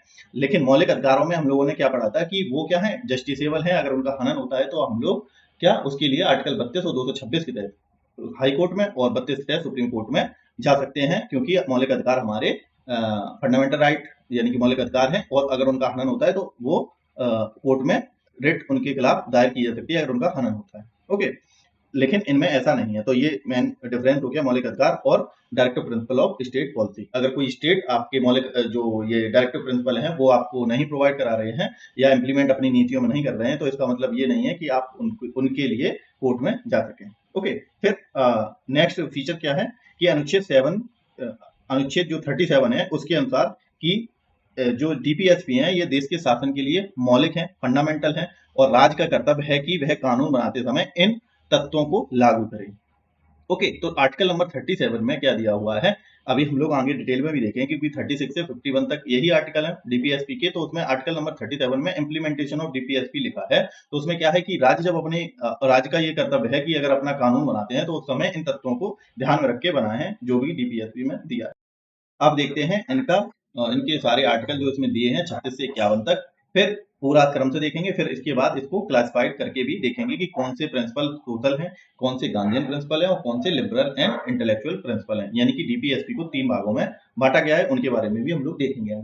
तो सबसे पहले पूरे आर्टिकल एक एक करके देख लेते हैं। तो आर्टिकल 36 में क्या दिया है, राज्य की डेफिनेशन, जो कि हम लोग पढ़ चुके हैं मौलिक अधिकार में। आर्टिकल 12 में जो डेफिनेशन दी गई थी वही इसमें डिफाइन किया गया है राज्य के बारे में। फिर 37 में क्या है, 37 में नीति निर्देशक तत्वों की प्रकृति और उनका लागू होना, ये बताया है 37 में कि राज्य जब अपना कानून नीति निर्माण करे तो इन तत्वों को शामिल करे अपनी नीतियों में, अपने कानून में। ओके, तो ये आर्टिकल नंबर 37 में दिया है एप्लीकेशन ऑफ डीपीएसपी। फिर उसके बाद आर्टिकल नंबर 38 में social, economic and political justice को बढ़ावा दिया जाए, ये 38 में। और 39 में क्या है, कुछ विशेष सिद्धांत है, जैसे कि इक्वल वेजेस, मतलब कि समान आजीविका का अधिकार दिया है, और धन का समान वितरण पुरुषों और महिलाओं के लिए equal pay for equal work, ये दिया है आर्टिकल नंबर 39 के अंतर्गत। अब 39A में क्या दिया है, 39A में दिया है न्याय तक समान पहुंच सुनिश्चित करना तथा निःशुल्क विधिक सहायता, यानी कि फ्री लीगल एड और इक्वल जस्टिस। तो equal justice and free legal aid कौन से आर्टिकल में दिया है, ये आर्टिकल नंबर 39A में दिया है। ओके, तो ये चीज आपको याद रखनी है। फिर उसके बाद आर्टिकल नंबर 40 में क्या है, पंचायतों का संगठन, ऑर्गेनाइजेशन ऑफ विलेज पंचायत, ये आर्टिकल नंबर 40 में दिया है कि राज्य का कर्तव्य है कि वह विलेज में पंचायत का निर्माण करे। तो ये आर्टिकल नंबर 40 में। और फिर 41 में क्या है, शिक्षा, काम और सार्वजनिक सहायता का अधिकार, ये आर्टिकल नंबर किस में दिया है, आर्टिकल नंबर 41 में दिया है। तो ये भी आपको याद रखना है, आर्टिकल नंबर 41 में दिया है कि शिक्षा, काम व सार्वजनिक सहायता, यानी कि एजुकेशन वर्क एंड सार्वजनिक सहायता, यानी कि पब्लिक असिस्टेंट। ओके, तो ये चीज आपको याद रखनी है, आर्टिकल नंबर 41। अब 42 के अंदर क्या है, श्रमिकों के लिए न्याय संगत और मानवीय कार्यस्थितियां और मानव राहत, ये चीजें दी हैं किसमें, आर्टिकल नंबर 42 में। प्रोविजन ऑफ ह्यूमन कंडीशन यानी कि मानवीय कार्य संगतियां, और जो मातृत्व राहत यानी कि जो मैटरनिटी लीव जो होती है, रिलीफ होती है, वो कौन से आर्टिकल के तहत दी जाती है, 42 में। इसका मतलब क्या है, ये ह्यूमन कंडीशन है कि अगर कोई महिला जो अगर वर्किंग वुमेन है तो उसको क्या है, अगर वह मैटरनिटी लीव, अगर उसका प्रेगनेंसी होती है तो उसे मैटरनिटी लीव दी जाए। ओके, तो ये आर्टिकल नंबर 42 के अंतर्गत लिखा हुआ है। ओके, फिर आर्टिकल नंबर 43 देखते हैं। इसमें क्या है, श्रमिकों को जीविकोपार्जन योग्य वेतन और जीवन स्तर प्रदान करना। ये आर्टिकल नंबर किसमें है, 43 में है।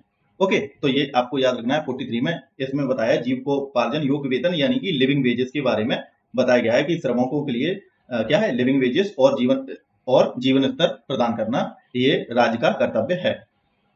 फिर उसके बाद 43A में उद्योग में कामगारों की भागीदारी। इसका मतलब क्या है कि जो इंडस्ट्री है उनमें जो कारीगर हैं, जो कामगार हैं, जो काम करने वाले वर्कर हैं, उनका पार्टिसिपेशन यानी कि participation of worker in management of industry, ये 43A के अंतर्गत आएगा। ओके, फिर 43B, इसमें क्या है, कोऑपरेटिव सोसाइटी का प्रमोशन, संवर्धन ऑफ कोऑपरेटिव सोसाइटी यानी कि प्रमोशन ऑफ कोऑपरेटिव सोसाइटी। ये 86 में संविधान संशोधन द्वारा जोड़ा गया था, क्योंकि बी ये पार्ट में ही है, क्योंकि 43 का बी है, मतलब इसे अमेंड करके लिया है, ये भी अमेंड हुआ है, 43 में ऐड किया है। ये 42 अमेंडमेंट से है और ये हमारा 86 अमेंडमेंट से है। फिर उसके बाद 44 में क्या है, 44 आर्टिकल में क्या है, यूनिफॉर्म सिविल कोड के बारे में दिया गया है कि समान नागरिक संहिता का एक रूपता के बारे में बताया है ये। फिर आर्टिकल नंबर 45, इसमें क्या है, बच्चों के लिए प्राइमरी एजुकेशन 0 से 6 तक बच्चों के लिए देखभाल और शिक्षा, ये 86वें संविधान संशोधन से जोड़ा गया। उसमें सबसे पहले लिखा था 45 में कि बच्चों के लिए प्राइमरी एजुकेशन प्रोवाइड करे स्टेट। ओके, फिर इसमें अमेंडमेंट हुआ 86वें संविधान संशोधन 2002, ये 2002 में हुआ था ना। तो इसके थ्रू क्या हुआ कि अब 6 वर्ष तक के बच्चों के लिए फ्री एजुकेशन प्रोवाइड कराए स्टेट। तो ये इसमें अमेंडमेंट किया गया। पहले इसमें केवल बच्चों के लिए प्रारंभिक शिक्षा था। फिर उसके बाद 46 में क्या है, अनुसूचित जाति जनजाति और कमजोर वर्ग के शिक्षा और आर्थिक हितों की सुरक्षा करना। ये भी स्टेट का कर्तव्य है कि जो एससी हैं, एसटी हैं और weaker section of the society हैं, उनकी एजुकेशन और आर्थिक हितों की सुरक्षा करना भी एक स्टेट का फर्ज बनता है। उसमें लिखा है डायरेक्टिव प्रिंसिपल के अंतर्गत, आर्टिकल नंबर 46। तो ये याद रखना, आर्टिकल नंबर 46 के अंतर्गत रखा है। तो ये आपको सारे याद रखने हैं, और फंडामेंटल ड्यूटी इसके बाद पढ़ेंगे, वो भी 11 पूरी आपको याद रखनी है। ओके, क्योंकि इसमें से question match of the following में पूछा जा सकता है, या कैसे भी ऑप्शन, कथन, निष्कर्ष कैसे भी पूछे जा सकते हैं। इस वजह से ये तो पूरे ही आपको आर्टिकल याद रखने हैं। ओके, इसके बाद 46 में ये हो गया अनुसूचित जाति यानी कि शेड्यूल कास्ट, ये बता चुके। फिर उसके बाद 47 में क्या है, पोषण स्तर और जन स्वास्थ्य में सुधार। ओके, तो ये आर्टिकल नंबर किसमें है, 47 में, कि लेवल ऑफ न्यूट्रिशन मेंटेन रखना कहाँ पे, लोगों में, और जन स्वास्थ्य एवं विकार।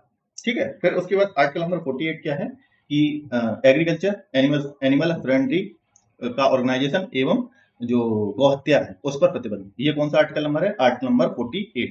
फिर उसके बाद 48A, ये भी 42वें संविधान संशोधन के द्वारा जोड़ा गया। इसमें क्या है, कंजर्वेशन ऑफ द एनवायरमेंट और जो वाइल्ड लाइफ है उसको भी कंजर्व करना। ये कौन से आर्टिकल में है, ये आर्टिकल नंबर 48A में।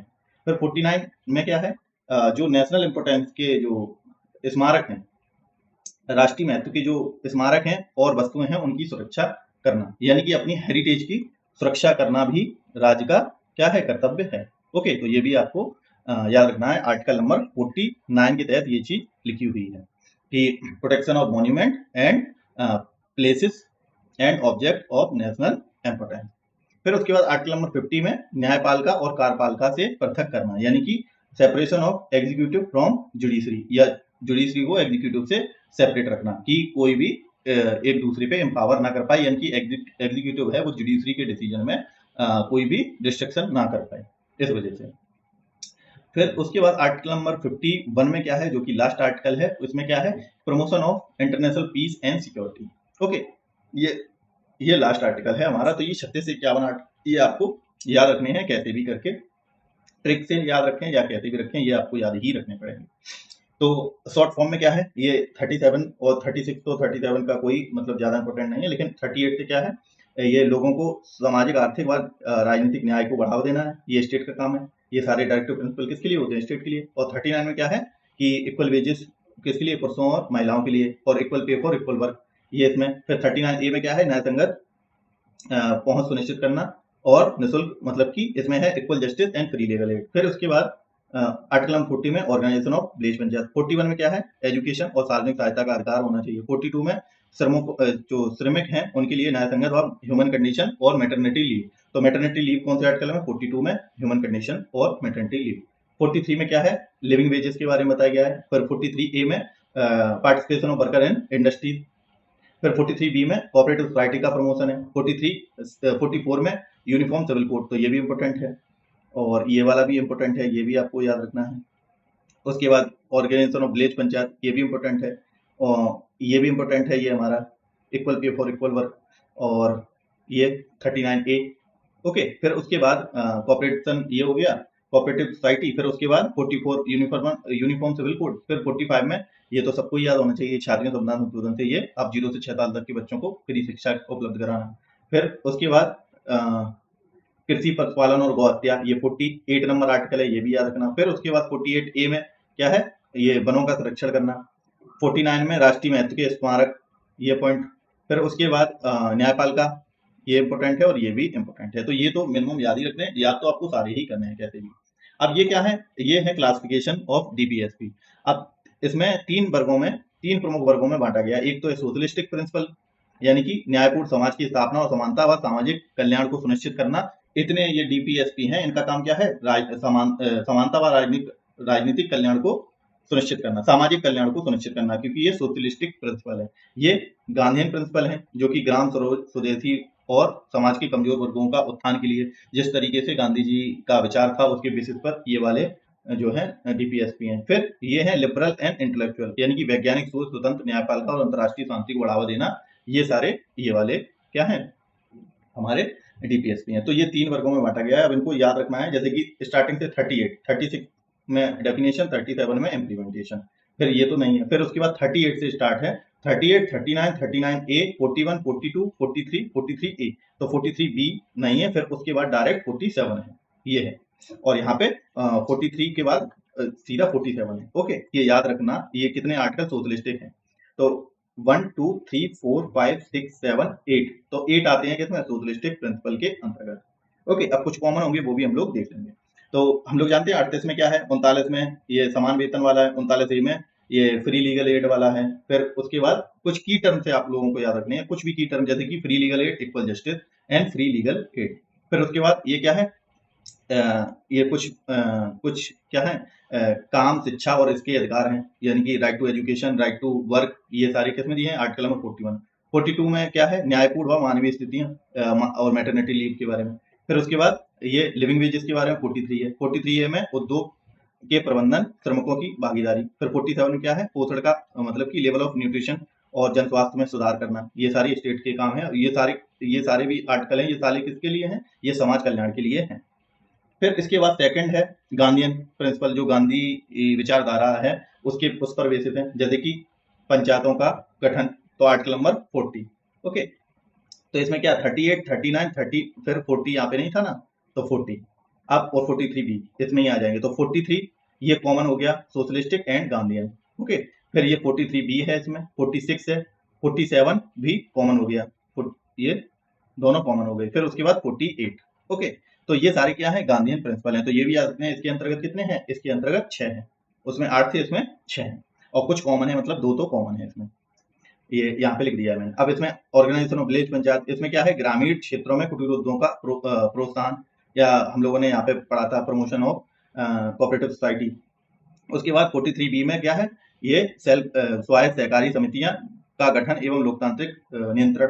फिर उसके बाद 46 में SC/ST कमजोर वर्गों के लिए शैक्षिक व आर्थिक हित। तो ये सारी गांधीयन विचारधारा पर आधारित डीपीएसपी हैं। 47 में नशीली चीजों का सेवन पर रोक, ये 47 में। और 47 में क्या है? पोषण का स्तर, जन स्वास्थ्य कैसे बढ़ेगा? जब इस पे कंट्रोल किया जाएगा। ठीक है, ये। तो 48 में क्या है? गायों, दुग्ध, खेती एवं पशु हत्या पर रोक, ये 48 में है। ठीक है, अब फिर उसके बाद अब देखते हैं लिबरल और इंटेलेक्चुअल प्रिंसिपल, इसमें कौन कौन से हैं? तो 44 है यूनिफॉर्म सिविल कोड। फिर 45 है, जो कि किसके लिए है? एजुकेशन के लिए, प्राइमरी एजुकेशन 6 वर्ष तक के बच्चों के लिए। फिर 48 में क्या है, साइंटिफिक वैज्ञानिक एग्रीकल्चर एवं एनिमल हस्बेंड्री का डेवलपमेंट। फिर 48 ए में क्या है, पर्यावरण वन एवं वन जीवों की रक्षा। 49 में राष्ट्रीय महत्व की जो मॉन्यूमेंट है उनका प्रिजर्व करना, उसको बचाना, ये राज्य का उन्हें प्रोटेक्ट करना। फिर आर्टिकल 50 में ये सेपरेशन है। 41 में अंतर्राष्ट्रीय शांति सम्मानपूर्ण झगड़ों की मध्यस्थता पर रोक। तो इसमें कौन सा कॉमन है, इसमें 48 है, इसमें गांधीयन और ये लिबरल, ये कॉमन है 48 नंबर। और तो 48 ए, हाँ ठीक है, बस एक ही कॉमन है इसमें, ये वाला 48, क्योंकि 48 गांधीयन भी है और 48 में ये लिबरल में भी है कॉमन। तो ये चीजें हैं, इसमें भी कितने हैं, इसमें 7 हैं, ये 7 हैं। ओके, तो इस तरीके से आपको याद रखना है। फिर 42वें संविधान संशोधन से कौन कौन से जो है कौन कौन से डीपीएसपी जोड़े गए, तो 39 ए, 43 ए एंड 48 ए। तो ये सारे जोड़े गए कौन से अमेंडमेंट के द्वारा, 42वें संविधान संशोधन 1976 के द्वारा। कि 49 में क्या है, स्वास्थ्य विकास के अवसरों को सुनिश्चित करना। 49 ए में समान न्याय और फ्री लीगल एड वाला है 49 ए, और 43 ए में उद्योग प्रबंधन और श्रमिकों की भागीदारी, पर्यावरण रक्षा, ये 48 ए, ये सारे 42वें संविधान संशोधन से जोड़े गए। फिर 44 में से 38 में दूसरा पार्ट जोड़ा गया कि राज्य, जो 38 नंबर आर्टिकल है जिसमें कि इम्प्लीमेंटेशन ऑफ डीपीएसपी है, तो उसमें क्या है, उसमें एक पॉइंट जोड़ा गया कि राज्य को यह निर्देश दिया गया कि वह अपनी आय, हैसियत और सुविधाओं और अवसरों में जो असमानताओं को न्यूनतम करे। ये उसमें हिदायत दी गई, ये कमिटमेंट के द्वारा। फिर 86 से 45 में ये जोड़ा गया, 6 वर्ष तक के बच्चों के लिए प्रारंभिक देखभाल और शिक्षा प्रदान करना, ये 45 के आर्टिकल में जोड़ दिया गया। और 97 जो अमेंडमेंट एक्ट 2011 है, उसके अनुसार डीपीएसपी में कौन सा आर्टिकल जोड़ा गया, 43 बी। इसमें क्या है, जो कोऑपरेटिव सोसाइटी है उनका गठन और स्वायत्त संचालन, लोकतांत्रिक नियंत्रण और व्यवसायिक प्रबंधन को बढ़ावा देना। तो 57वां संविधान संशोधन 2011 हुआ था, उसके अनुसार ये चीजें जोड़ी गई थी इसके द्वारा। और 57वां संविधान संशोधन से पार्ट 9 बी में भी क्या कोऑपरेटिव सोसाइटी के बारे में बताया गया, पार्ट 9 बी भी जोड़ा गया इसी अमेंडमेंट के द्वारा। अब डीपीएसपी न्यायालय में लागू क्यों नहीं किया जा सकता, यानी कि ये जस्टिसेबल क्यों नहीं है, तो इसके वही कारण है कि भारतीय संविधान निर्माताओं ने इनको क्या बताया, नॉन जस्टिसेबल बताया, अर्थात न्यायालय में ये बाध्य नहीं किया जा सकता इनको। और इनके पीछे कारण क्या है, इकोनॉमिक रिसोर्स की कमी, यानी कि हर स्टेट के पास में इतना सेम तो इकोनॉमिक जो स्ट्रेंथ है वो नहीं होगी, इकोनॉमिक रिसोर्सों की कमी होगी, जिससे वो ये सारे जो डायरेक्टिव प्रिंसिपल हैं वो लागू नहीं कर सकती हर स्टेट के अंतर्गत। जैसे कि बहुत सारे हम लोगों ने सोशलिस्ट देखे प्रिंसिपल, तो उसमें इस वजह से ये नॉन जस्टिसेबल है कि स्टेट के पास जो है इकोनॉमिक रिसोर्स की कमी रहती है, जिससे कि हर स्टेट पूरी ये जो भी डीपीएसपी है उनको लागू करने में अक्षम है। ठीक है, फाइनेंशियल रिसोर्स भी नहीं है। फिर देश में सामाजिक एवं आर्थिक विषमता भी है कि भारत क्या है, बहुत डाइवर्सिटी है भारत में, और जिससे इन सिद्धांतों को एक समान रूप से लागू नहीं किया जा सकता। और तीसरा कारण क्या है, इन सिद्धांतों का उद्देश्य मार्गदर्शन देना है, ना कि बाध्यता, ये बाध्यता नहीं है, मतलब कि ये डायरेक्टिव प्रिंसिपल है, ना कि ये 100% लागू किए जाने वाले बाध्य नहीं है। और आर्टिकल नंबर 37 के अनुसार नीति निर्देशक जो सिद्धांत है न्यायालय में लागू नहीं किए जाते, लेकिन वे राज्य के शासन में मौलिक माने जाते हैं। तो यही कारण है। अब ये क्या है, फंडामेंटल राइट और डीपीएसपी में डिफरेंसेस क्या हैं, तो ये जस्टिसेबल होते हैं फंडामेंटल राइट, जो कि हम लोग पढ़ चुके हैं, जस्टिसेबल है, इन्फोर्सेबल है, लेकिन डीपीएसपी ऐसा नहीं है, non justiciable and non enforceable है। और नागरिकों में व्यक्तिगत स्वतंत्रता व अधिकारों की रक्षा करने के लिए मौलिक अधिकार होते हैं, और ये जो है राज्य की नीति को सामाजिक एंड इकोनॉमिक न्याय की ओर निर्देशित करते हैं। और हम लोगों ने ये भी देखा है कि जो डीपीएसपी उसका अल्टीमेट एम क्या है, वेलफेयर स्टेट बनाना और उन्हें उनके लोगों को social and economic democracy provide करना, ये डीपीएसपी का मेन उद्देश्य है।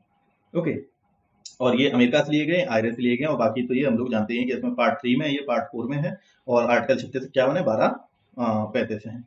ओके, अब इसके बाद ये क्या है, ये संविधान के अन्य भागों में निहित कुछ डीपीएसपी और भी है, मतलब कि ये तो है डीपीएसपी पार्ट 4 में, बाकी और भाग में, जैसे कि पार्ट ये पार्ट है 16 का आर्टिकल नंबर जो 335 है, जिसमें क्या बताया, अनुसूचित जाति और अनुसूचित जनजाति की सेवा के दावे दिए गए हैं। तो ये भी एक प्रकार का क्या है, ये डीपीएसपी है, directive principle of state policy की तरह कार्य करता है। फिर उसके बाद पार्ट 17 जो कि लैंग्वेज के लिए पार्ट है, उसके अंतर्गत 350 ए मातृभाषा की प्रारंभिक शिक्षा की प्रावधान करना, मतलब कि यह जो आर्टिकल है ये क्या है, राज्य को निर्देश देता है कि अल्पसंख्यक भाषा, जो भाषाई तौर पर अल्पसंख्यक है, यानी कि बहुत ही कम लोग उस भाषा को बोलते हैं, उसको उनकी मातृभाषा में प्रारंभिक शिक्षा की व्यवस्था करे, ये राज्य को निर्देश दिए गए हैं। कौन से आर्टिकल में? आर्टिकल 350 ए में। और जो कि भाषा के लिए पार्ट कौन सा है? पार्ट 17 में भाषा के बारे में बताया गया है। ठीक है, 22 हमारी टोटल लैंग्वेज है, ये हम लोग देखेंगे अभी नेक्स्ट लेक्चर में। फिर उसके बाद नेक्स्ट है आर्टिकल 351, ये भी पार्ट 17 का ही है। इसमें क्या है? हिंदी भाषा का विकास करना। ये भी एक तरीके से केंद्र द्वारा निर्देश दिए जाते हैं राज्यों को कि हिंदी भाषा का विकास किया जाए। तो ये भी एक तरीके से डीपीएसपी की तरह कार्य करते हैं, लेकिन ये डीपीएसपी में इंक्लूड नहीं है। लेकिन जो है क्या है, अन्य भागों में निहित कुछ निर्देशक तत्व हैं, ये भी एक तरीके से डायरेक्शन होती है इनको प्रमोट या लागू करने के लिए। टॉपिक देखते हैं अपना, जो कि है फंडामेंटल ड्यूटी। तो फंडामेंटल ड्यूटीज क्या है? जैसे स्टेट को डायरेक्शन दिए गए हैं डीपीएसपी के अंतर्गत कि अपनी पॉलिसी लॉ बनाने में इनको इम्प्लीमेंट करें और लोगों को जो directive principle of state policy में प्रोविजन दिए हैं उनको लागू करने में सक्षम बने या लागू करने की कोशिश करें। ओके, तो इसी तरीके से फंडामेंटल राइट जो है ये लोगों के लिए दिए गए, लेकिन फंडामेंटल ड्यूटी जो है वो लोगों के लिए दी है। तो नेक्स्ट टॉपिक अपना, तो नेक्स्ट देखते हैं टॉपिक जो कि है फंडामेंटल ड्यूटी। तो जैसे डीपीएसपी जो है directive principle of state policy है, इनमें हम लोगों को क्या दिया है? इसमें स्टेट्स को दिया है ये डायरेक्शन दिए गए हैं कि स्टेट को डेवलप करने के लिए ये फंडामेंटल ड्यूटीज हैं और इनको अपने लॉ मेकिंग प्रोसेस में और जो पॉलिसी निर्माण में, नीति निर्माण में इनका उपयोग करके लोगों को इनको प्रोवाइड कराने की कोशिश करें। तो इसी तरीके से संविधान में कुछ कर्तव्य लोगों के लिए भी दिए गए हैं जो कि हैं फंडामेंटल ड्यूटी, और ये पार्ट 4A में है और इसका आर्टिकल नंबर है 15A। ओके, तो फंडामेंटल ड्यूटी की बात सबसे पहले जो है 1976 में एक स्वर्ण सिंह समिति, जो स्वर्ण सिंह जो है वो उसके हेड थे, तो एक कमेटी बनाई गई थी 1976 में जिसने 8 मूल कर्तव्यों की सिफारिश की थी 1976 में। ओके, फिर इसको क्या है 42वें संविधान संशोधन के बाद इसको 8 से 10 मूल कर्तव्य जोड़े गए थे पार्ट 4A में और आर्टिकल नंबर 51A में। तो 10 फंडामेंटल ड्यूटी को ऐड किया गया था और इसके लिए कमेटी कौन सी थी? स्वर्ण सिंह समिति जो थी, जिन्होंने फंडामेंटल राइट की सिफारिश की थी, जिन्होंने फंडामेंटल इसके लिए कौन सी कमेटी थी सिफारिश की। ओके, तो इसके लिए समिति कौन सी थी? स्वर्ण सिंह समिति, जो कि 1976, जिसने 10 फंडामेंटल ड्यूटीज के बारे में बताया। और इनको हमने बोरो कहां से किया है? तो यूएसएसआर के कॉन्स्टिट्यूशन से बोरो किया गया है। इससे पहले यहाँ पे क्या था? ये रसिया अब प्रेजेंट टाइम में है, यूएसएसआर 1991 के बाद में ये टूट गया था और ये जो ईस्टर्न यूरोपियन कंट्रीज हैं वो अलग हो गए थे और रसिया जो है अलग हो गया था। तब इसको कंबाइंड रूप से यूएसएसआर कहते थे, तभी इसको इसका सोर्स कहा जाता है यूएसएसआर। ओके, तो हम लोगों ने इसे यूएसएसआर से बोरो किया है, यूएसएसआर के कॉन्स्टिट्यूशन से। ओके, और जो 11th फंडामेंटल ड्यूटी है वो हमने 2002, जो कि 86 अमेंडमेंट एक्ट 2002 वाला है, उससे जोड़ा है 11वीं फंडामेंटल ड्यूटी को। इसमें क्या है? ये माँ बाप जो हैं बच्चों के, उनका कर्तव्य ये बनता है कि अपने बच्चों को प्राइमरी एजुकेशन प्रोवाइड करवाएं। ओके, उन्हें स्कूल भेजकर। और इसी आर्टिकल के तहत में आर्टिकल नंबर जो 45 है directive principle of state policy, उसमें क्या ऐड किया गया था? उसमें ऐड किया गया था कि जो 6 साल तक के बच्चे हैं उनको प्राइमरी एजुकेशन राज्य को देना उसका कर्तव्य है। ओके, तो ये चीज हो गई। अब जो 11 जो मूल कर्तव्य हैं वो कौन कौन से हैं? ये सारे हम लोग 51A में ये 11 जो फंडामेंटल ड्यूटी हैं वो हैं, ये सारे कार्य हैं जो लोगों को करने चाहिए। सबसे पहला क्या है? सबसे पहले तो जो संविधान है और उसके जो आदर्श हैं और राष्ट्रीय ध्वज, जो नेशनल एम्बलम है हम लोगों के, राष्ट्रगान है, इनका सम्मान करना लोगों का कर्तव्य है कि हमारे जो संविधान है और उसके जो भी आदर्श हैं और जो भी संस्थाएं हैं, राष्ट्रीय ध्वज है, राष्ट्रगान है, उसका सम्मान करना लोगों का कर्तव्य है और उनको ये करना चाहिए। तो ये पहली फंडामेंटल ड्यूटी दी है। फिर उसके बाद क्या है? उसके बाद जो हम लोगों का देश है उसमें जब स्वतंत्रता संग्राम हुआ, जिन लोगों ने हमें आज़ादी दिलाई है, तो उनसे प्रेरणा लेना व महान आदर्शों को हृदय में रखना और उनका पालन करना। तो ये भी हमारी सेकंड फंडामेंटल ड्यूटी है। तो बी नंबर में क्या है कि जो स्वतंत्रता संग्राम से प्रेरणा लेने वाले महान आदर्शों को हृदय में संजोए रखना और जो हमारे फ्रीडम फाइटर हैं उनसे प्रेरणा लेना और अपने आप को उनके जो आदर्श हैं उनको हृदय में रखना। ये हमारी सेकंड फंडामेंटल ड्यूटी है। सेकंड है भारत की संप्रभुता, एकता और अखंडता की रक्षा करना।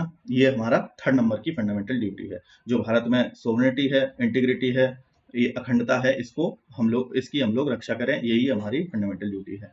दूसरी फिर उसके बाद चौथी क्या है कि देश की रक्षा करना और जब आवश्यकता हो राष्ट्र सेवा करना।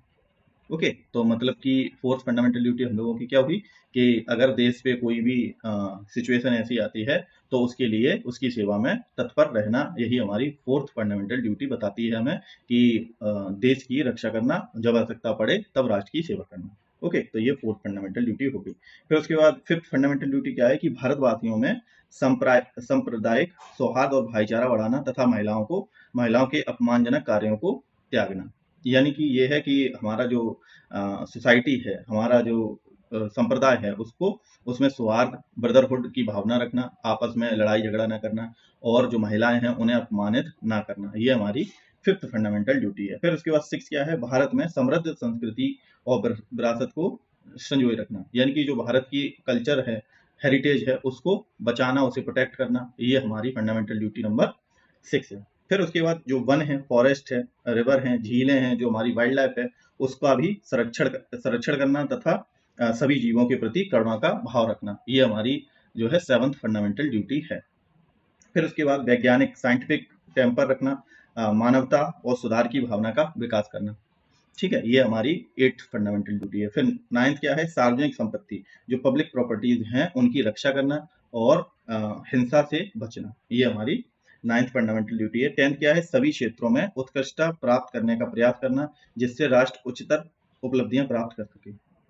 ठीक है, ये टेंथ फंडामेंटल ड्यूटी थी। और जो 86 अमेंडमेंट से जोड़ी गई वो कौन सी थी, 6 से 14 साल तक के बच्चों को शिक्षा दिलाना, ये हम लोगों का कर्तव्य है। हम लोगों के जो बच्चे हैं, जो हम लोगों के माता पिता हैं, वो हमें एजुकेशन दिलाने में हेल्प करवाएं। और 6 से 14 तक के बच्चे हैं, जो 6 से 14 साल तक के बच्चे हैं, उनको 100% एजुकेशन उनको मिल पाए, ये हम लोगों की फंडामेंटल ड्यूटी है। हम लोगों का कर्तव्य है कि उन बच्चों को शिक्षा दिलाने में हम लोग मदद करें। तो ये सारी 11 फंडामेंटल ड्यूटी हैं जो आपको एक सीक्वेंस में याद रखनी है। सबसे पहले तो जो संविधान है उसको प्रिजर्व प्रोटेक्ट करना, और जो भी राष्ट्रीय सिंबल है, राष्ट्रगान है हमारा, ठीक है, राष्ट्रीय ध्वज है, उसका सम्मान करना। फिर दूसरा ये है कि जो भी स्वतंत्रता संग्राम के लोग हैं उनसे आदर्श लेना, उनके उनके एफर्ट्स को हृदय में संजोए रखना और उनका पालन करना, ये हमारी सेकंड फंडामेंटल ड्यूटी। तीसरी क्या है कि जो भारत के संविधान में सॉवरेनिटी, संप्रभुता और एकता और अखंडता की भावना जो बताई गई है, उसको उसकी रक्षा करना, ठीक है, उसको बनाए रखना। फिर उसके बाद फोर्थ फंडामेंटल ड्यूटी आती है कि देश की रक्षा करना तथा जब भी ऐसी सिचुएशन आए जब देश को मदद चाहिए तो मदद के लिए तत्पर खड़े रहना, ये नंबर फोर्थ की फंडामेंटल ड्यूटी है।